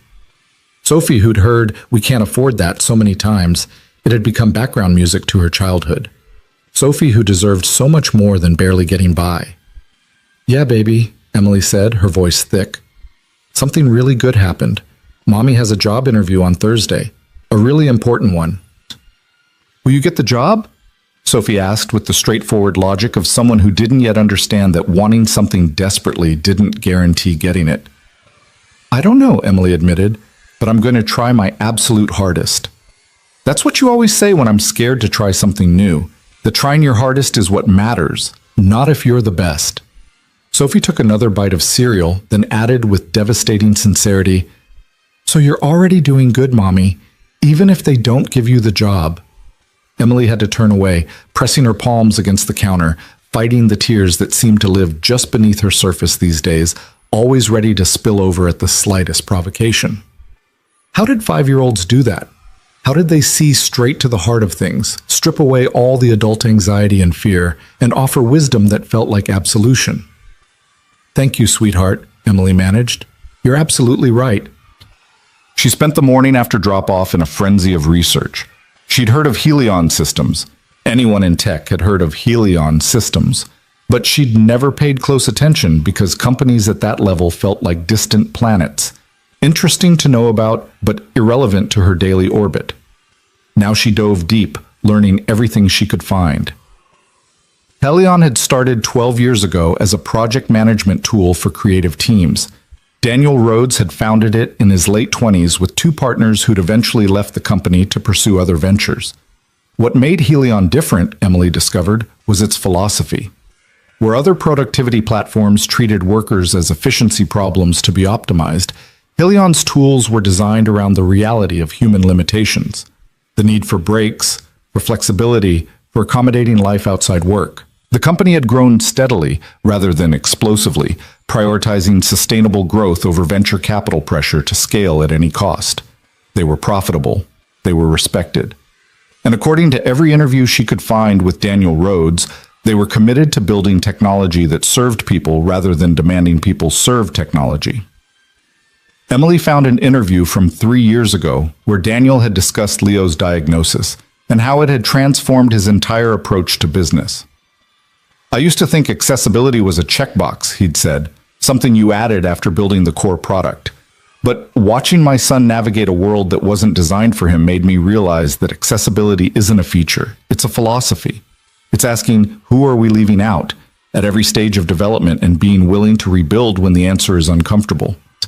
She watched him speak on a panel about work-life balance in tech, where he'd argued passionately that the industry's glorification of overwork was both unsustainable and exclusionary. "We lose incredible talent because we've decided that being a good parent is incompatible with being a good employee," he'd said. "That's not a law of nature. That's a choice we've made, and we can make a different one." By noon, Emily had filled 3 notebooks with ideas, sketches, frameworks for the platform she wanted to build. She understood now what Daniel was trying to create. Not just another tool, but a space that acknowledged the reality of being a creative professional in 2025. The feast or famine cycle of freelance work. The isolation of working alone. The constant negotiation between artistic integrity and financial survival. The way being good at your craft didn't automatically translate into being good at marketing yourself, managing clients, or navigating the business side of creativity. She worked through lunch, too absorbed to notice hunger, filling page after page with possibilities. A matching system that paired freelancers with clients based on values and work style, not just skills and budget. A resource library created by and for independent professionals, contract templates, pricing guides, client red flag warnings. A mentorship program connecting established creatives with those just starting out. Community guidelines that prioritize psychological safety and mutual support over competition and comparison. It was 3:15 when her phone rang, jolting her out of the flow state she'd fallen into. The number was unfamiliar, and Emily's first thought was debt collector, but she answered anyway because ignoring problems had never made them disappear. "Is this Emily Carter?" The voice was female, professional, with an edge Emily couldn't quite identify. "Yes, this is Emily." "This is Stephanie Morgan from Innovate Digital. I'm the VP of Operations. I'm calling about your interview yesterday with Richard Chen." Emily's stomach dropped. Were they calling to tell her she'd somehow failed even worse than she'd thought? To inform her she was now blacklisted from the entire industry? "Oh, hello." "I want to apologize," Stephanie said, and the edge in her voice became clear. It was anger, barely controlled. "Richard's conduct during your interview was completely unacceptable. I've reviewed the notes from your session, and I'm frankly appalled at both his assessment and his behavior." Emily sat down slowly. "I don't understand." "Richard told you your work was unremarkable and that you weren't ready for director-level responsibilities. Is that correct?" "Yes," Emily said carefully. "That assessment," Stephanie said, her words clipped with fury, "is contradicted by every other piece of feedback from your interview. Our design lead who sat in noted that your portfolio showed consistent excellence across multiple styles and client needs. Our product manager was impressed by your problem-solving approach, and I personally reviewed your work last night after receiving a complaint about Richard's behavior, and I found it to be exactly what we're looking for." "A complaint?" Emily's mind was reeling. "From who?" "That's confidential," Stephanie said. "But what I can tell you is that Richard Chen is currently on administrative leave pending an investigation into his treatment of candidates and his own team members. And I'm calling to offer you the position, if you're still interested." The world tilted sideways. Emily gripped the edge of her table, trying to process words that felt like they were coming from very far away. You're offering me the job? The creative director position? Yes. Pending reference checks and background verification, of course. The salary would be... She named a figure that was less than Daniel had mentioned, but still more than Emily had made in the past 2 years combined. With full benefits starting immediately, 3 weeks vacation, and a signing bonus to help with relocation if needed. Emily couldn't breathe, couldn't think. This was exactly what she'd wanted 24 hours ago. Validation, security, a real position at a real company. It was the answer to months of prayers she'd been too tired to articulate. It was everything she'd walked into that interview hoping for. So why did it feel wrong? Can I have some time to think about it? Emily heard herself say. Of course. If Stephanie was surprised, her voice didn't show it. I understand this is a big decision. Can you let me know by Friday? Yes. Thank you. I really appreciate the call. Thank you for your patience with our process. And again, I apologize for Richard's behavior. That's not who we are as a company. Emily ended the call and sat in stunned silence, staring at her notebook full of ideas for Daniel's platform, at the research she'd been doing all morning, at the vision she'd been building for something that felt important in a way that went beyond just having a paycheck. Innovate Digital was offering security, stability, everything she'd been fighting for, a director title, respect, the ability to tell Sophie yes instead of not right now, or we can't afford that, or maybe next month. But Helion Systems was offering something else, the chance to build something meaningful, to work with someone who understood what it meant to be different, to struggle, to fight for space in a world that didn't think you deserved any, to create a platform that could help people like her, talented, hardworking, desperate for someone to see past their circumstances to their potential. Emily pulled out her phone and stared at David's email. Thursday at 10. She still had the interview. She could go, could present her ideas, could see if the reality matched the possibility Daniel had sketched at that cafe table. And then she could make an informed decision between two actual options instead of desperately grasping at whatever lifeline appeared. That realization that she had choices, that she wasn't just surviving but actively deciding the direction of her life, made her start crying again. But this time they were different tears. Not despair or exhaustion or fear, but relief so profound it felt like her body was releasing months of accumulated tension all at once. She texted back to David. Thursday at 10 works perfectly. Thank you for the accommodation about equipment. I'll be there. His response came within minutes. Excellent. The address is 847 Jefferson Street, 15th floor. Security will have your name. Looking forward to meeting you.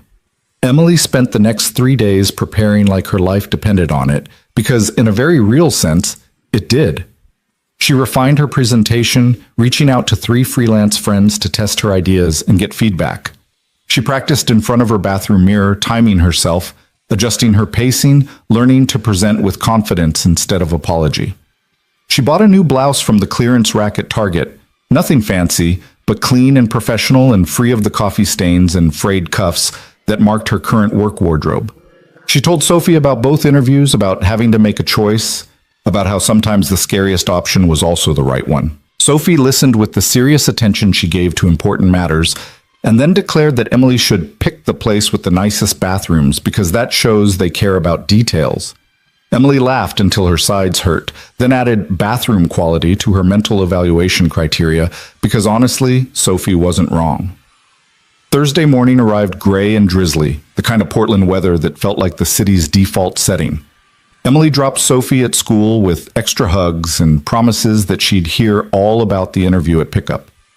She drove downtown with her portfolio, her notes, her carefully rehearsed presentation, and a stomach full of butterflies that felt less like nerves and more like anticipation.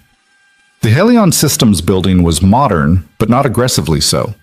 Glass and steel softened with wood accents and green spaces, the kind of architecture that suggested money, but not excess, success, but not arrogance. Emily found parking in the visitor lot and took 3 deep breaths before getting out of her car.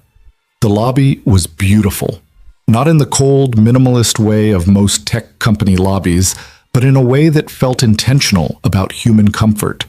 There were actual plants, Not the corporate plastic kind, but real, thriving greenery. The seating areas looked designed for actual sitting, not for looking good in architectural photos. The lighting was warm rather than harsh, and the art on the walls featured local artists whose names Emily recognized from the small galleries she could never afford to buy from. Emily Carter? The security guard at the desk smiled warmly. Mr. Park called down to let us know you'd arrived. I'll get you a visitor badge and someone will come escort you up.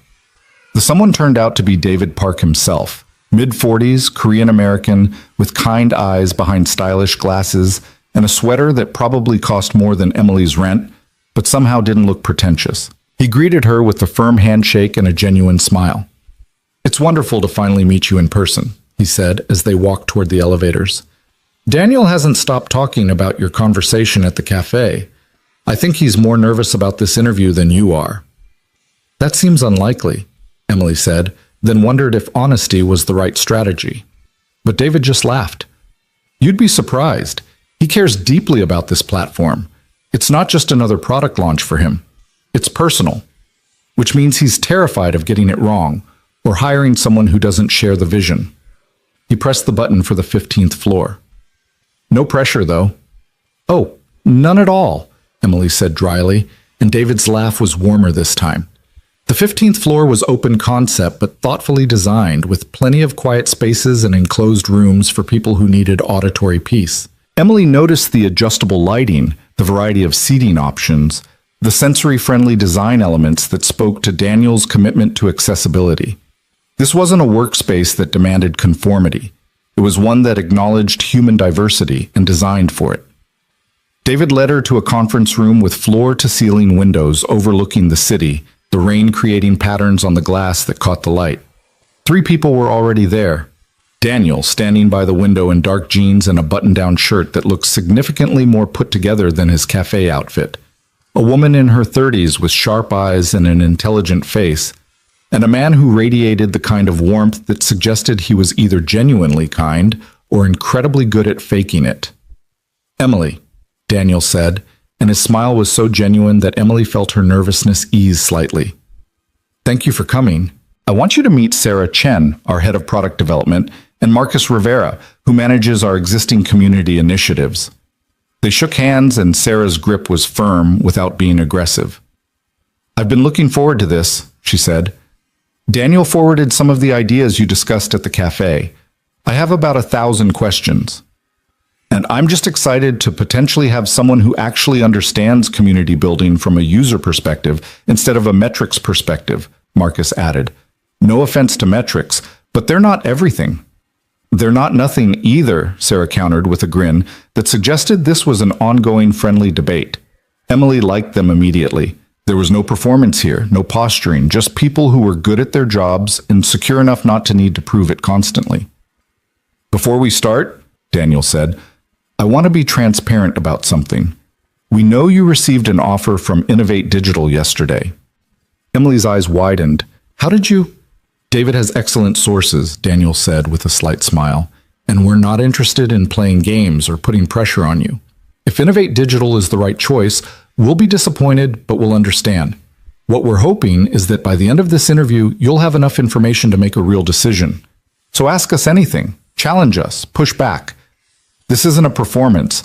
It's a conversation about whether we're the right fit for each other. Emily took a breath and decided to match his honesty. Innovate Digital is offering more money and a title I've been working toward for years.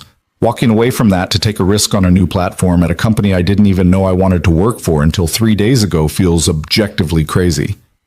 It does, Daniel agreed. So why are you here? Because, Emily said slowly, working through the thought as she spoke, Innovate Digital is offering me a job. You're offering me a mission. And I spent yesterday trying to figure out which one matters more, and I kept coming back to something my daughter said.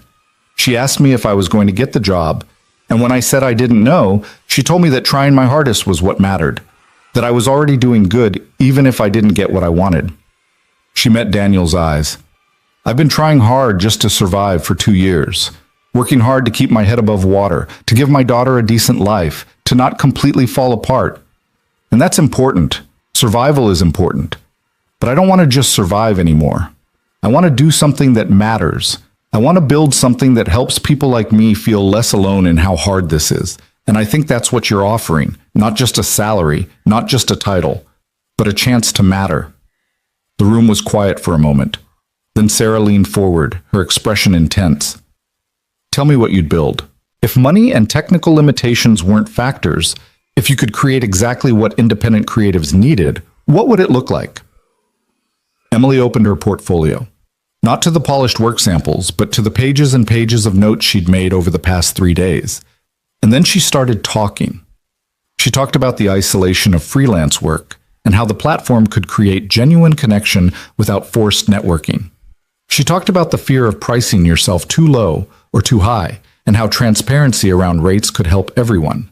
She talked about the imposter syndrome that came with being self-taught or non-traditionally trained and how the platform could validate different paths to expertise. She talked about childcare, about how client calls during school pickup created impossible choices, about healthcare, about how losing employer-sponsored insurance had been terrifying, about the feast or famine cycle of freelance income, and how the platform could help smooth it through community-supported systems, about the exploitation, the clients who asked for free work disguised as auditions, the scope creep, the payment delays, the casual disrespect for creative labor. And underneath all of it, Emily said, her voice carrying passion she hadn't known she still possessed, there's this constant message that if you're struggling, it's your fault. That you're not hustling hard enough, not networking smart enough, not optimizing effectively enough. That success is just one more productivity hack away. But that's not true. The system is broken. It was built for people with safety nets and connections and resources, and then it tells everyone else they're failing when they can't make it work with willpower alone. She looked around the table at 3 faces that were actually listening, not just waiting for their turn to talk. "So what I want to build is a platform that tells the truth, that says, yes, this is hard, and no, it's not all your fault, and here are actual resources that might help. Not inspiration porn, not fake positivity, but real support from people who understand because they've been there too." Sarah was making notes, her pen flying across paper. Marcus was nodding, his expression suggesting she'd articulated something he'd been thinking but couldn't quite voice. And Daniel was looking at her with an expression that made Emily's chest tighten, recognition, maybe, or validation, or just the simple acknowledgement of being heard. "Questions?" Emily asked, suddenly aware she'd been talking for nearly 20 minutes without interruption. "About 1,000, Sarah said. But let's start with implementation. You're describing something ambitious, multiple interconnected systems, community moderation, verified resources, matching algorithms. How do you prioritize? What gets built first?" Emily didn't have to think about it. Trust. Everything else fails if people don't trust the platform. So we start by building the smallest possible version of one feature, maybe the rate transparency tool, and we do it so well, so thoughtfully, with such clear respect for user privacy and autonomy that people tell their friends. We grow slowly. We listen constantly. We iterate based on actual needs, not assumed ones, and we never ever prioritize growth metrics over user well-being. "That's going to make investors nervous," Sarah observed. "Then we find investors who share our values," Emily said. "Or we fund development through other means. I'd rather build something small that works than something massive that exploits." "Spoken like someone who's been exploited," Marcus said gently. "Repeatedly," Emily confirmed. "And I'm tired of platforms that treat users like resources to be extracted. I want to build something different, something that actually serves the people it claims to help." They spent the next hour diving into details, technical requirements, budget constraints, timeline expectations, team structure. Emily admitted what she didn't know, plenty, and demonstrated how she'd learn it. She asked questions about Helion's company culture, their decision-making processes, their tolerance for experimentation and failure. She challenged some of Sarah's technical assumptions and agreed with others. She debated community moderation philosophy with Marcus and discovered they had different but complementary perspectives. It felt less like an interview and more like the early stages of collaboration, messy, energizing, full of possibility. Emily lost track of time completely, so absorbed in problem-solving that she forgot to be nervous. She forgot about her old laptop, her discount blouse, her lack of traditional credentials. She just focused on the work, on the vision, on the potential to build something meaningful. Finally, David knocked gently on the conference room door. I hate to interrupt, but Emily needs to pick up her daughter in 45 minutes, and traffic is going to be terrible. Emily checked her phone and felt time snap back into focus. 2:15. They'd been talking for over 4 hours. I'm so sorry. I completely lost track of... Don't apologize, Daniel said. That's exactly what we were hoping would happen. When you're working on something that matters, time disappears. That's how you know it's right. They walked Emily back to the elevator, and in the quiet of the lobby, Daniel pulled her aside slightly. You don't have to decide right now. Take the time you need. Talk to Sophie. Make the choice that's best for your family. What would you do? Emily asked. If you were me, with my circumstances, which would you choose? Daniel was quiet for a moment.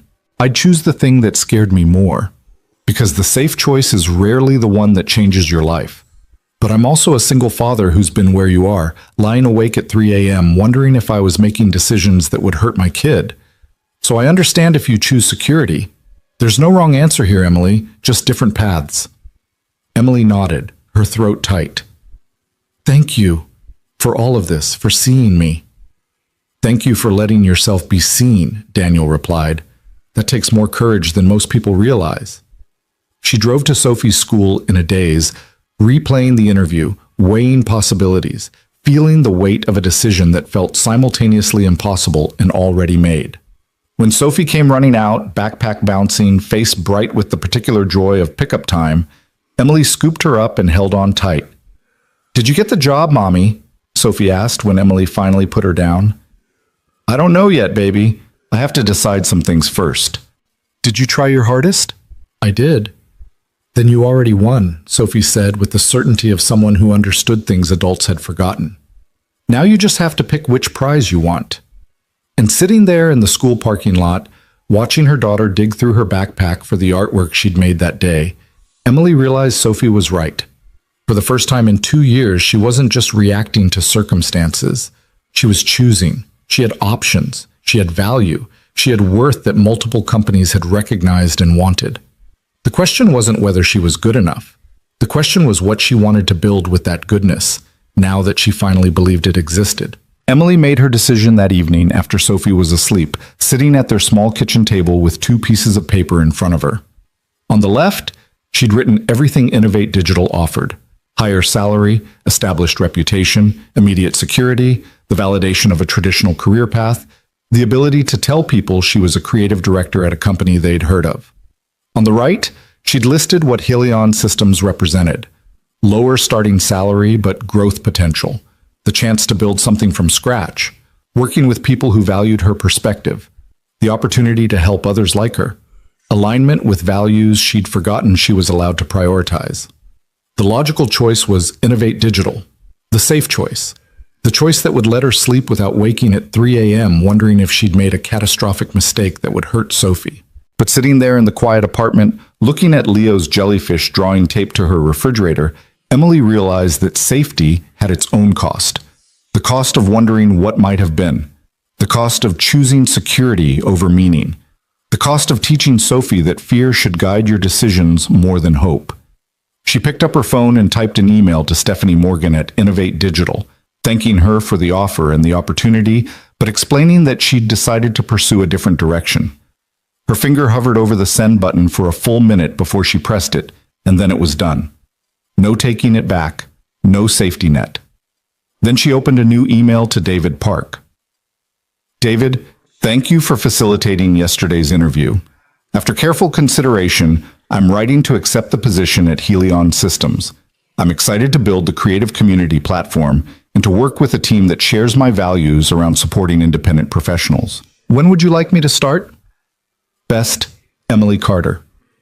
She sent it before she could second-guess herself, then sat back and took a shaky breath.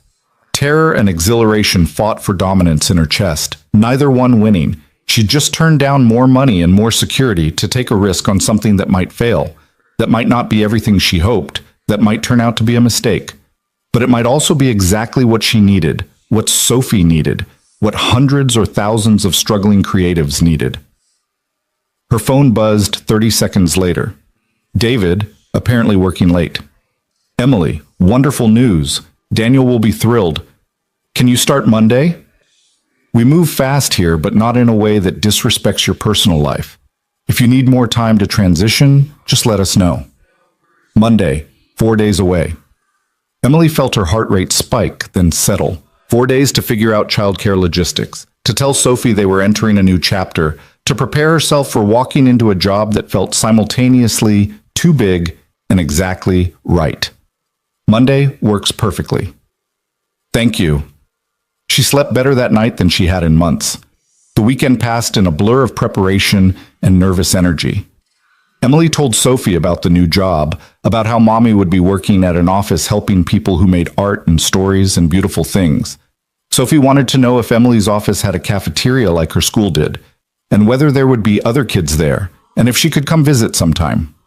Emily answered each question honestly, admitting what she didn't know yet, promising that they'd figure it out together. On Sunday evening, Sophie drew a picture of Emily at a desk surrounded by smiling stick figures, all of them creating things, paintings and books, and what might have been either a sculpture or a very ambitious sandwich, the artistic intent unclear. She presented it to Emily with great ceremony. "This is for your first day," Sophie said. "So you remember that lots of people are happy you're helping them, even if you can't see them all at once." Emily taped it to the inside of her portfolio, right where she'd see it every time she opened it. "Thank you, baby. I'll look at it whenever I need to remember why I'm doing this." "You're doing it for me," Sophie said with 5-year-old certainty. "And for you. Mrs. Patterson says we're allowed to do things for ourselves too. That's not selfish, that's smart."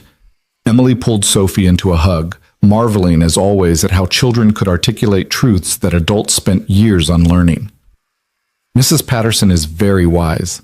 Monday morning arrived cold and clear, the kind of November day that made Portland feel crisp and full of possibility.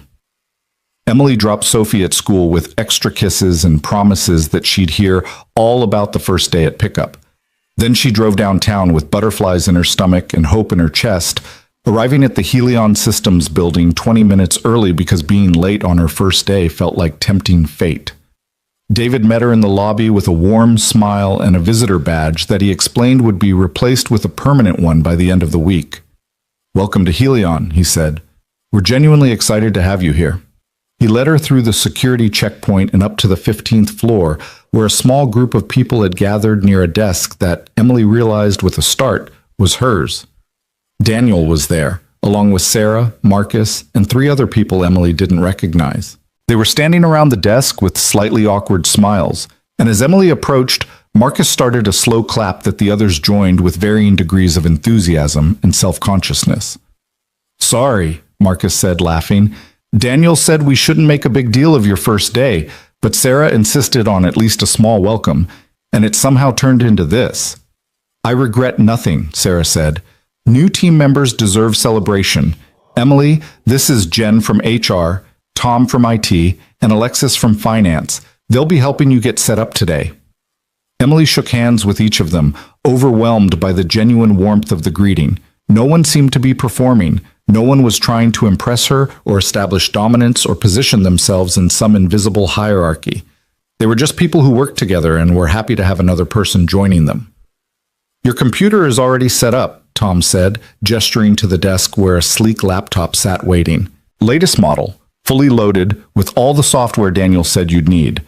If you run into any technical issues, just message me directly. I'm usually faster than the official IT ticket system." "And I have about 17 forms for you to fill out," Jen added apologetically. "Benefits elections, tax documents, emergency contacts, all the boring but necessary stuff. I've blocked an hour on your calendar this afternoon so we can go through everything together." "I'm here for budget questions and expense processes," Alexis said, "which I know sounds boring, but I promise I'll make it as painless as possible. Also, welcome. We're really glad you're here." Daniel waited until the others had dispersed before approaching Emily's desk. "How are you feeling?" "Terrified," Emily admitted. "But in a good way? Is that possible?" "Absolutely. The best things I've ever done started with terror." He gestured to the desk, which Emily now noticed had a small plant on it, something green and thriving in a ceramic pot. "That's from Leo. He picked it out yesterday. He said you needed something alive to take care of, so you'd remember to take care of yourself too." Emily felt her throat tighten. "That's incredibly sweet. He wanted to be here to give it to you himself, but school came first. He made me promise to tell you that it's a pothos, which is very hard to kill, so you don't need to worry about being a bad plant parent." Daniel smiled. His words, not mine. "Please tell him thank you, and that I promise to keep it alive." "He'll be relieved." He was genuinely concerned. Daniel pulled up a chair and sat down, his expression becoming more serious. "I want to be clear about expectations. This isn't going to be easy. Building a platform from scratch never is.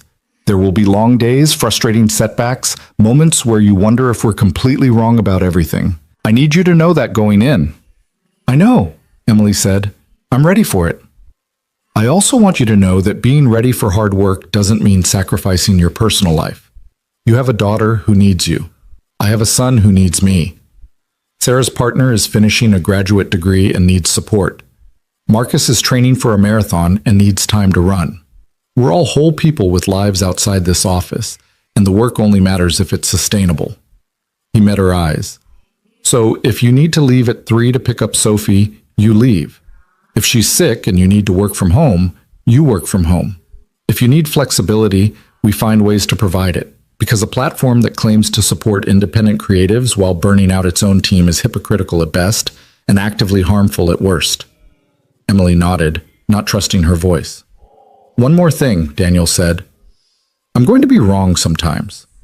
I'm going to have ideas that sound good but don't work in practice. I'm going to miss things you see clearly. And I need you to tell me when that happens. Not diplomatically, not carefully, just honestly. The hierarchy here is real. I'm the CEO, you report to me, but it's not absolute. Good ideas matter more than title, and I'd rather be corrected than be wrong. Can you do that?" "Yes," Emily said, finding her voice. "I can do that." "Good." Daniel stood, then paused. "Emily, I meant what I said at the cafe. You being here isn't charity. It's not me doing you a favor. You earned this position by being exactly who you are. Someone who shows up, works hard, treats people with dignity, and cares about outcomes more than optics. Don't forget that on the days when imposter syndrome hits, because it will hit. It hits all of us." He left her to settle in, and Emily spent the next hour exploring her new workspace. The desk was positioned near a window with a view of the city. The chair was ergonomic in ways her thrift store kitchen chair had never been, and the laptop was so fast she initially thought it was broken because programs opened instantly instead of after prolonged negotiation. But more than the physical setup, what struck Emily was the atmosphere. People moved through the office with purpose, but not panic. Conversations happened naturally, some work-related, some not, without the performative quality of networking. She heard laughter from a nearby conference room where a team was apparently debugging code that had started displaying everything upside down. Someone's phone was playing music quietly, something instrumental and soothing. Through the glass walls of another room, she could see someone lying on the floor with headphones on, apparently taking a meditation break. This was what work could look like when it was designed for humans, instead of demanding humans design themselves for work. Sarah appeared at Emily's desk around 10:30 with 2 coffees and a conspiratorial smile. "Ready to dive in?" "Absolutely," Emily said, accepting the coffee gratefully.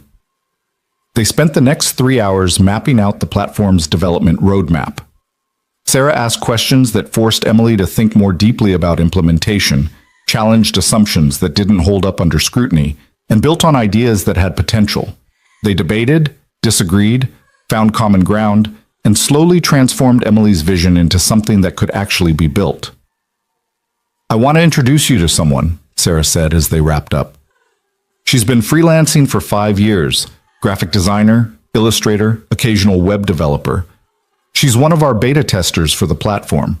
I thought it might be valuable for you to hear her perspective directly." The someone turns out to be a woman named Priya, mid-30s, with kind eyes and the slightly harried look of someone managing multiple deadlines simultaneously. They met in one of the quieter conference rooms, and Priya immediately put Emily at ease. Sarah said you used to freelance? Priya asked. Still do, technically, Emily said, though I guess now I'm employed and freelancing is my past. It's a weird transition. I bet. What made you take the leap? Emily thought about how to answer honestly without oversharing. I was tired of the fear, of lying awake wondering how I'd pay rent if a client didn't come through, of my daughter noticing that we couldn't afford things other families took for granted, of feeling invisible and expendable and like I was one bad month away from catastrophe. Priya nodded, her expression suggesting deep recognition. That's exactly what I'm hoping this platform addresses. The fear, the isolation, the constant anxiety of not knowing where the next project is coming from or if this client is going to be reasonable or a nightmare. They talked for over an hour about Priya's experience, the clients who'd asked for free work, the scope creep that doubled projects without doubling payment, the loneliness of working alone, the difficulty of knowing whether her rates were fair. Emily listened carefully, taking notes, asking follow-up questions, and seeing patterns emerge that matched her own experience. What would make the biggest difference? Emily asked finally. If you could have one thing that doesn't currently exist, what would it be? Priya didn't hesitate. Community. Not the fake networking kind where everyone's performing success. Real community where people admit when things are hard and help each other without expecting something in return. I have freelancer friends, but we all feel weird admitting when we're struggling because we don't want to seem like we're failing. So we all pretend we're fine and we're all actually terrified and no one tells the truth. Emily wrote that down, underlined it twice. What if the platform started there, with creating space for honest conversation about the reality of freelance work? That would be revolutionary, Priya said quietly. Just knowing I wasn't alone in how hard this is would change everything. After Priya left, Emily sat in the conference room for a few extra minutes, letting the conversation settle. This was why she'd chosen Helion over Innovate Digital. Not for the salary or the title or even the security, but for this, the chance to build something that acknowledged truth instead of selling fantasy, that supported people instead of exploiting them, that treated creativity as valuable work instead of a hobby that should be monetized more efficiently. She checked her phone and saw it was already 2:15. School pickup was in 45 minutes, which meant she needed to leave in 20 to account for traffic. She found David and told him she was heading out. Of course, he said without hesitation. See you tomorrow. And Emily? You did great today. Really great. She drove to Sophie's school with her heart full in a way it hadn't been in years. Not just hopeful, actually full, like she'd found something she hadn't known she was missing. Purpose, maybe. Or just the simple validation of work that mattered being recognized as mattering. Sophie came running out of school with a painting of what appeared to be a rainbow made of butterflies, explaining in elaborate detail the artistic choices involved. Emily listened with half her attention, the other half still processing her first day, already thinking about tomorrow's priorities, about the community Priya had described, about how to build trust when trust was exactly what most freelancers had lost. Mommy? Sophie said, apparently noticing Emily's distraction. Did you have a good first day? I did, baby, a really good one. Did people like you? I think so. Why? Because you deserve to be liked, Sophie said with the matter-of-fact certainty that came from love untainted by doubt. You're the best mommy and you work really hard and people should notice that. Emily pulled over into a parking lot, unable to drive through the tears that had suddenly blurred her vision. She twisted in her seat to look at Sophie. How did you get so wise? I'm not wise, Sophie said, confused. I'm 5. You can be both. Emily unbuckled and climbed into the back seat to hug her daughter properly. Thank you for believing in me, even when I didn't believe in myself. That's what families do, Sophie said, patting Emily's back with the gentle seriousness of someone comforting a hurt animal. We believe in each other when believing is hard. They drove home, stopping at the grocery store where Emily found herself buying the name brand cereal without checking the price first, then almost putting it back out of habit before making herself keep it in the cart. She could afford name brand cereal now. She could afford a lot of things now. The realization was still settling, still feeling too fragile to trust completely. That evening, after Sophie was in bed, Emily's phone rang. Daniel's name appeared on the screen, and Emily answered with a flutter of nervousness. Was something wrong? Had she misunderstood something about the job? Was he calling to tell her this had been a mistake? Emily, hi, Daniel said, his voice warm. I'm sorry to call so late. I wanted to check in about your first day. I know we talked this morning, but sometimes the reality doesn't match the expectation. How are you actually feeling? Emily let out a breath she hadn't known she was holding. Honestly, overwhelmed, but in a good way. Like I'm finally doing something that matters. That's exactly how I hoped you'd feel. She could hear the smile in his voice. Listen, Leo wanted me to ask you something. We're going to Brew and Bloom on Saturday morning. It's become our tradition, breakfast at the cafe where we met. He wanted to know if you and Sophie would like to join us. No pressure if you're busy or if it's too much too soon, but he was very insistent that I ask. Emily felt something warm bloom in her chest. We'd love to. Sophie's been asking about Leo since I told her about the jellyfish drawing. Perfect. Say 9:30? We can have breakfast and the kids can entertain each other while we talk about the platform. Or don't talk about work at all. Whatever feels right. 9:30 works great. Daniel? Yeah? Thank you for all of this, for seeing me, for taking a chance on me, for building a company that actually cares about people. Thank you for being someone worth taking a chance on, Daniel said quietly, and for reminding me why I started this company in the first place. Sometimes you get so caught up in growth metrics and quarterly reports that you forget the human element. Meeting you reset something important. They said goodnight, and Emily sat in the quiet apartment, her laptop open to the platform mock-ups she'd been sketching. Sophie's butterfly rainbow taped to the wall beside Leo's jellyfish drawing. The pothos plant sitting on her windowsill catching the streetlight through the glass. Her life looked different than it had a week ago. Not dramatically different from the outside, maybe, but internally transformed in ways that mattered more. Saturday morning arrived sunny and unseasonably warm, the kind of November day that felt like a gift.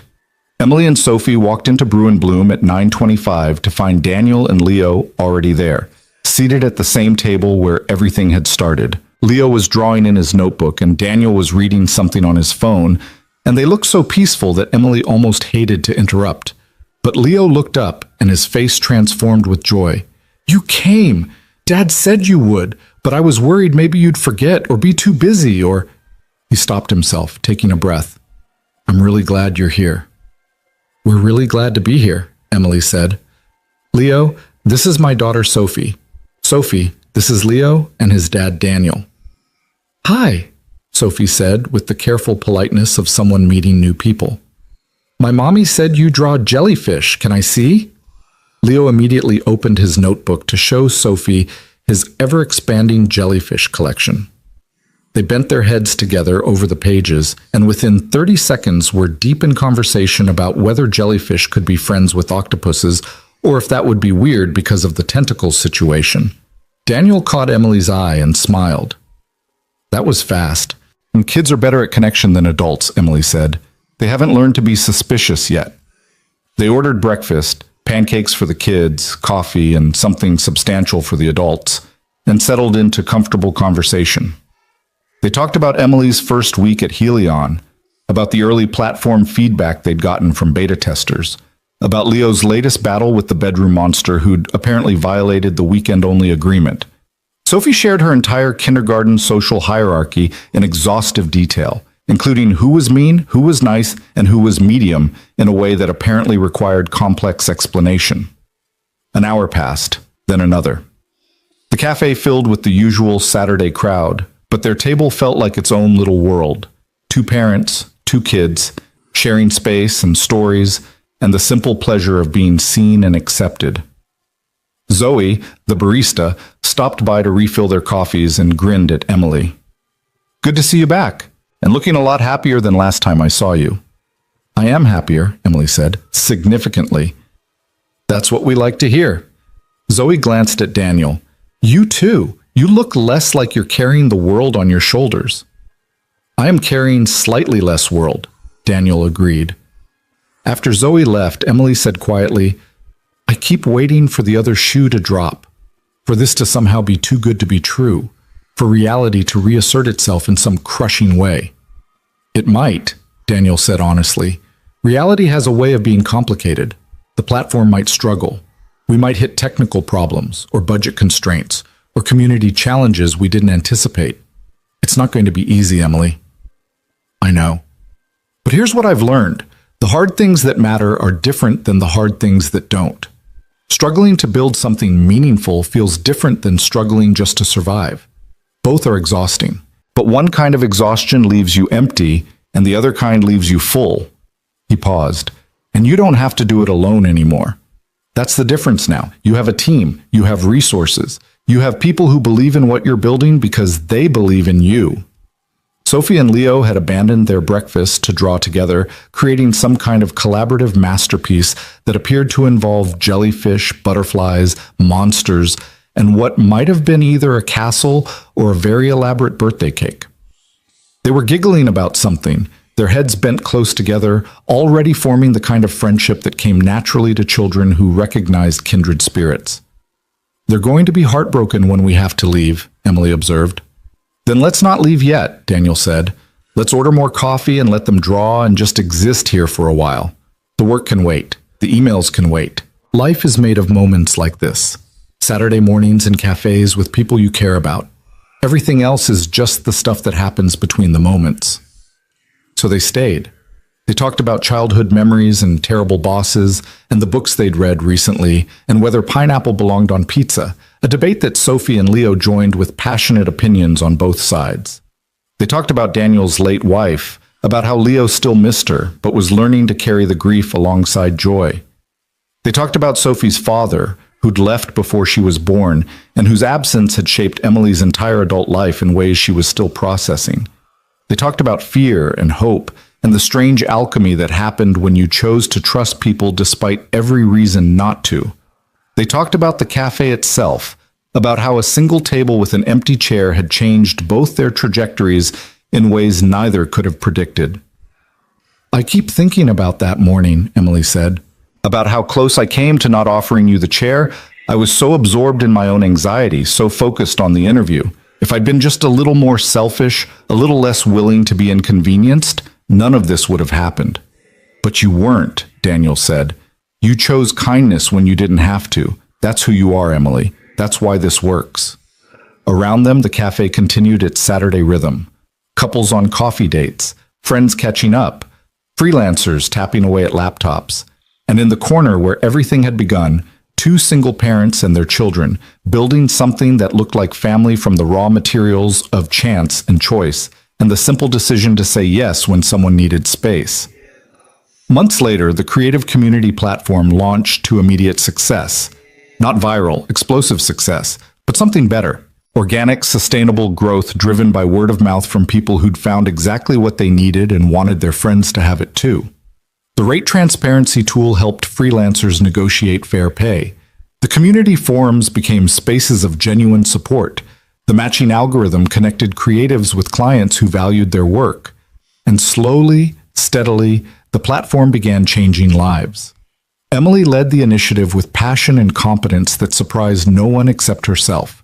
She hired carefully, building a team that reflected diverse experiences and perspectives.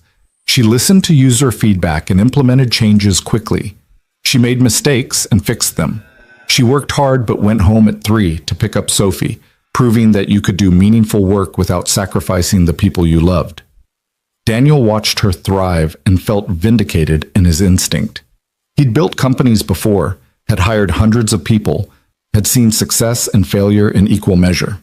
But watching Emily transform from desperate freelancer to confident leader, from someone apologizing for her existence to someone owning her value, felt different. Felt like proof that business could be done differently, that success didn't require sacrificing humanity, that the best teams were built on kindness rather than exploitation. Leo and Sophie became inseparable. They had play dates every weekend, trading between Emily's small apartment and Daniel's too-large house. They started a business selling handmade bookmarks to their classmates, splitting the profits 50-50 and donating half to an animal shelter. They created an elaborate shared universe in their drawings, full of jellyfish kingdoms and butterfly democracies and reform monsters who'd agreed to stop being scary in exchange for friendship and acceptance. The cafe table became reserved in unofficial but absolute ways. Zoe started saving it when she saw either Daniel or Emily come through the door. Other regulars learned not to sit there on Saturday mornings. It became known as the kind people's table, after Leo's declaration that it was reserved for people who chose kindness over convenience. One Saturday, 6 months after Emily's first day at Helion, they were sitting at that table when Amanda Richardson walked in. Emily saw her first, felt her body tense reflexively, preparing for confrontation. But Amanda looked different, smaller somehow, less polished, carrying herself with none of the aggressive confidence that had marked their last interaction. She saw Emily and stopped, clearly debating whether to approach. Then she did, her expression cautious. "Emily," she said quietly, "I owe you an apology." Emily blinked, caught off guard. Daniel had gone still beside her, watchful but silent. "I was cruel to you," Amanda continued, "multiple times. I was insecure and threatened, and I took it out on you because you were an easy target. That was wrong. I'm sorry." "Thank you," Emily said carefully. "I appreciate you saying that. I also wanted you to know I left Morrison and Klein. I'm freelancing now, trying to figure out what I actually want instead of just climbing whatever ladder is in front of me." She laughed, but it was self-deprecating rather than bitter. "It's terrifying. I don't know how you did this for years." "Badly," Emily admitted. "I did it badly for years. I was always one crisis away from falling apart." "That's kind of where I am now," Amanda said. "Someone told me about your platform. I signed up yesterday. I'm hoping it'll help." Emily felt something shift in her chest. Not quite forgiveness, but something adjacent. The recognition that hurt people, that Amanda's cruelty had come from her own pain, that everyone was fighting battles no one else could see. "I hope it helps too. And Amanda, the community forums are really good. People are honest there. You don't have to perform success. You can just be honest about the struggle." Amanda nodded, her eyes bright. "Thank you, really, and congratulations on everything. You deserved it." She left, and Emily sat back, processing. Beside her, Daniel squeezed her hand briefly. "That was gracious," he said. "That was exhausting," Emily corrected, "but also necessary. I spent so long being angry at people like Amanda. At some point you have to let it go, or it poisons everything." "Wise and gracious," Daniel amended. Sophie and Leo were arguing amiably about whether their next bookmark design should feature dinosaurs or dragons, a debate that seemed destined to continue indefinitely. Emily watched them, felt Daniel's presence beside her, saw Zoe catch her eye and smile from behind the counter, and felt the weight of the past 6 months settle into something that looked like peace. This was what she'd been fighting for all along, she realized. Not just financial security, though that mattered. Not just professional success, though she was proud of what they were building. But this, community, connection, the ability to exist without performance or pretense, the chance to help people while being helped herself, the recognition that she didn't have to do everything alone anymore.